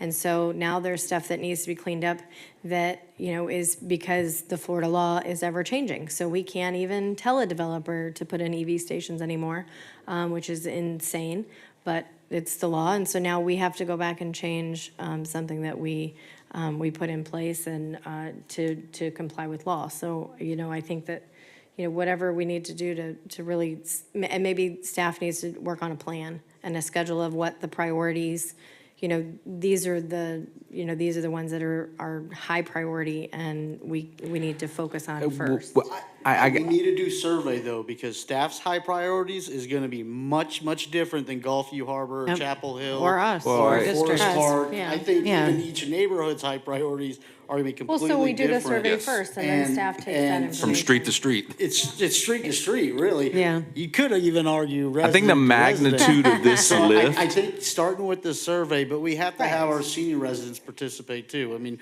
we've been up here countless times saying, well, we can't just rely on social media. And so, I we agree. need to get creative and innovative and include the whole community. I've been in the city for over 20 years now. I'm fairly familiar with it. I can tell you that the lift that you guys are taking is significant. I think it's probably going to go beyond one workshop. Oh, yeah. Oh, yeah. Well, I think it's going to be different for the certain districts. And right? it's almost to the course. point to where you may have to entertain hiring an outside vendor that specializes in something like this to kind of cut through a lot of the, First, I'm just gonna, this has been one of my biggest issues since I've lived in this city and lived in the East. I just don't see any education to new residents or current residents or landlords. So why don't we start off there? Why don't we start off with something in the water bill? Why don't we start off letting them know that we're gonna give them a pass the one day for leaving 2 couches out across the street? And I am so grateful that that was taken care of, because me looking at it for 3 days irritated me beyond words. But I do think that before maybe we do dive into some of this, let's make an attempt to start educating people and giving them a one-time warning, and that there's a zero tolerance. You cannot leave a toilet out on the side of the road. It's not acceptable on a Monday to sit there on a Friday. It happens in HOAs too, just so you Right. know. It's not just, But at least there's Right. somebody calling you Cars, out on it, and here cars in it's the just driveway, I endless. mean- yeah, well, no, I We- know, but it's and- it's citywide, it's not. Right. it's- And yeah. I hear you. Education is a very, very important component. It's something that we are going to be addressing through the budget, through the budgetary process, because, that outreach the water bills does carry a cost, and it's not something that we currently have. but we are developing ways to do that. We've been talking internally. And the solid waste code is something that we actually talked about today, Ms. Stone and I, and actually Andrew as well. That's probably one of the ordinance that we're going to want to tackle first as Good. well. Thank you. And I'm That not makes me opposed happy. to farming this out. I'm not opposed to that, because this is gonna be a big lift, and this is no different than what, essentially with the park study, right? Where the consultant had gotten all this feedback, whatever. So I think, I don't wanna rely on a consultant at all, but I want the city to lead this, and I want the city to initiate this action with the residents. And it is gonna be a big lift, but someone's gotta do it, and we have to do it. That's how we're gonna clean up the east side, Yeah. for sure. And the west. And I the west, mean, I got a lot of calls from, you're right, Gulfview, during the campaign. I'm getting them daily from Chapel Hill. I'm getting emails, text messages, my personal socials getting blown up with videos of things. My work's getting sent them, and I get it. This was my priority campaigning. This was one of the reasons why I did file to run, is because I couldn't take it anymore. But I think I have a lot of questions to ask procedurally before I can say whether it's a consultant or not. But I definitely think it needs to start with some type of education mechanism so people can't say, I didn't know. Because that's what I didn't know bulk was on Friday. Well, you've lived here 20 years. So if It you don't hasn't know, changed. for the 900th time, then zero tolerance policy, accumulated fines. That's my thought on that. Yeah, I'll just say that based on the park master plan, where Commissioner Turkin, you just mentioned it, like, we gave a lot of feedback, and that was not in any way, shape, or form fairly incorporated into that. I think that, I mean, we don't have an outside attorney anymore. We have, like, in-house attorneys, and I think we have a significant number of staff as well, like a pretty large number, where I think we can afford to have at least maybe one junior staff member, look into this. And also being like responsible with our tax dollars. Like, we don't want to just go out and just get consultants for everything, especially when it's like something so close to the people as code is. So I would definitely advocate for keeping it in-house, but at the same time, we want to be reasonable with staff time, and it takes time. It's not something that's going to happen overnight. It's something that can take many, many, many months. So as to not rush the process either. Yeah, and both Andrew and Adam can attest to it. Whenever I came in, it was a big haul. We made a lot of changes from an administrative standpoint. I can tell you guys that this year, I put an emphasis on looking at all of our administrative policies, and it's taken, Stacy, how long has it taken? And we're talking for just the city, the organization that essentially governs the employees of the city. You're talking about an overhaul of all the ordinance that govern the city as a whole, 85,000 individuals. That's the type of perspective I need you guys to understand.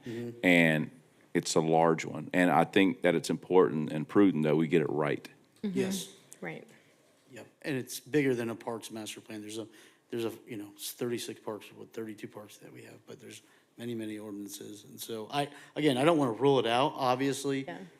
Legal's been growing, and so I think we utilize that staff. And, but again, I think if we want to get this done, and we actually want to get it done, it's gonna take all hands on deck, and maybe those hands are outside. It's also going to take addressing when the problems are surfacing, because they're not surfacing, Monday through Thursday from 9 to 3 o'clock. No, it's the weekends. So, Friday night to the following Thursday in our district, and I don't know what day bulk is for you or for you. Monday. Okay, Monday. So that would be a good situation for us, because everything's happening on the weekends. But I think that's also where it begins, is dealing with the day that things are picked up. And Yeah. Well, and maybe that's something, we're going into the budget cycle, and so maybe we need to look at, It's in there. staffing for code on the Good. weekends and nights, and when we're having these, I think we have enough feedback now to know that we're having issues on the weekend, and and things are sitting. So I think that, having a conversation about the, code enforcement department and if there's a need, I mean, our city is, forever changing and growing, and we need to grow with it and change with it. So, so that's my thought on that. It is in there. Okay. Does I anyone? figured, but Yeah, I mean, just perspective, I mean, I think we have 6 code officers covering the entire city right now, and to 5, right? So in order to cover the whole city 7 days a week with 5 code officers is very difficult. So although we do have Saturday coverage, we have one person that works overtime on Saturdays. And so through the budgetary process, we are addressing that so that we can provide 7-day-a-week coverage. yeah, and just feedback, collect. Obviously, we like to know what our neighboring cities are doing, especially Boca and West Palm, who are of, a little bit bigger but similar size, Wellington, to know, what they're doing and how they're addressing this. Wellington is tough. They're very, very tough. Oh, yeah. I Because know. they have a lot of homes that are They not have in HOAs, and They have a ruler. they with- are very yes, tough. for the grass, yeah. Okay, well, I think this is going to be another discussion, but I'd like to set some times and goals, even if it's just getting couches and shopping carts off the side. Then we move to the toilets, and then we can move to the tires. Mattresses. Mattresses, yeah. But it's something that has been well overdue. And I think it's addressing the same sources of these problems. They're the same, it's the same homes having most of the same developments, too. Yeah, and if it's multifamily, we got 2 of them Yeah, in District 3. multifamily, dense residential, chronic nuisance, If the body's good with it, I think you want to have give staff and legal a chance to give this an overview. Please. I want to get some ideas from each of you from your respective districts to see what are maybe the top 5 ordinances that are most important to you guys, so we can kind of possibly narrow the scope of this, and then we can go from there. Good. Okay. Okay. Now, when you're, excuse me, good evening, Mayor, Commissioners, Candace Stone, Community Standards Director. And when you're thinking about the ordinances, also think about the individual violations that you're facing, because they could be in different ordinances. That would help us also narrow it down. And if there's any other research, I heard some tonight what you want, or what you're looking for that workshop, but if there's any other research you want me to do to prepare for this, if you want to know like their exact schedules or what the plan's going to be, we do have something in the budget already with plans and task force and things like that we're going to work towards. But Thank you. if there's anything you want to Yeah, prepare I do have for. some questions. I mean, I think that some of the code issues that are coming out when you go by these properties, a lot of them have real safety issues, I mean, we know the one we know Boynton, Pelican in our neighborhood has mold just on the fentanyl bust. outside, and the Yeah. walls are falling in, and there's no floors in there. And so I think I need to be educated on the legal procedures of how to start cleaning that stuff up, especially when it comes to property rights. But I think that has been such an issue since I've lived in the neighborhood, and it's trickling down. People are saying, well, they can do it there. Boynton Villas is going to do it, and it's going to just keep continuing. So any education you can give me to make this better, I would love it. Thank you. All right, Thank you, Candace. You're welcome. Good night. Does anyone have any final comments for tonight? Motion to adjourn. Second. Okay, so Commissioner Turkin made a motion to adjourn. Commissioner Cruz made a second. With no further business to discuss, meeting is adjourned at, I'm getting there, at 9:17 PM.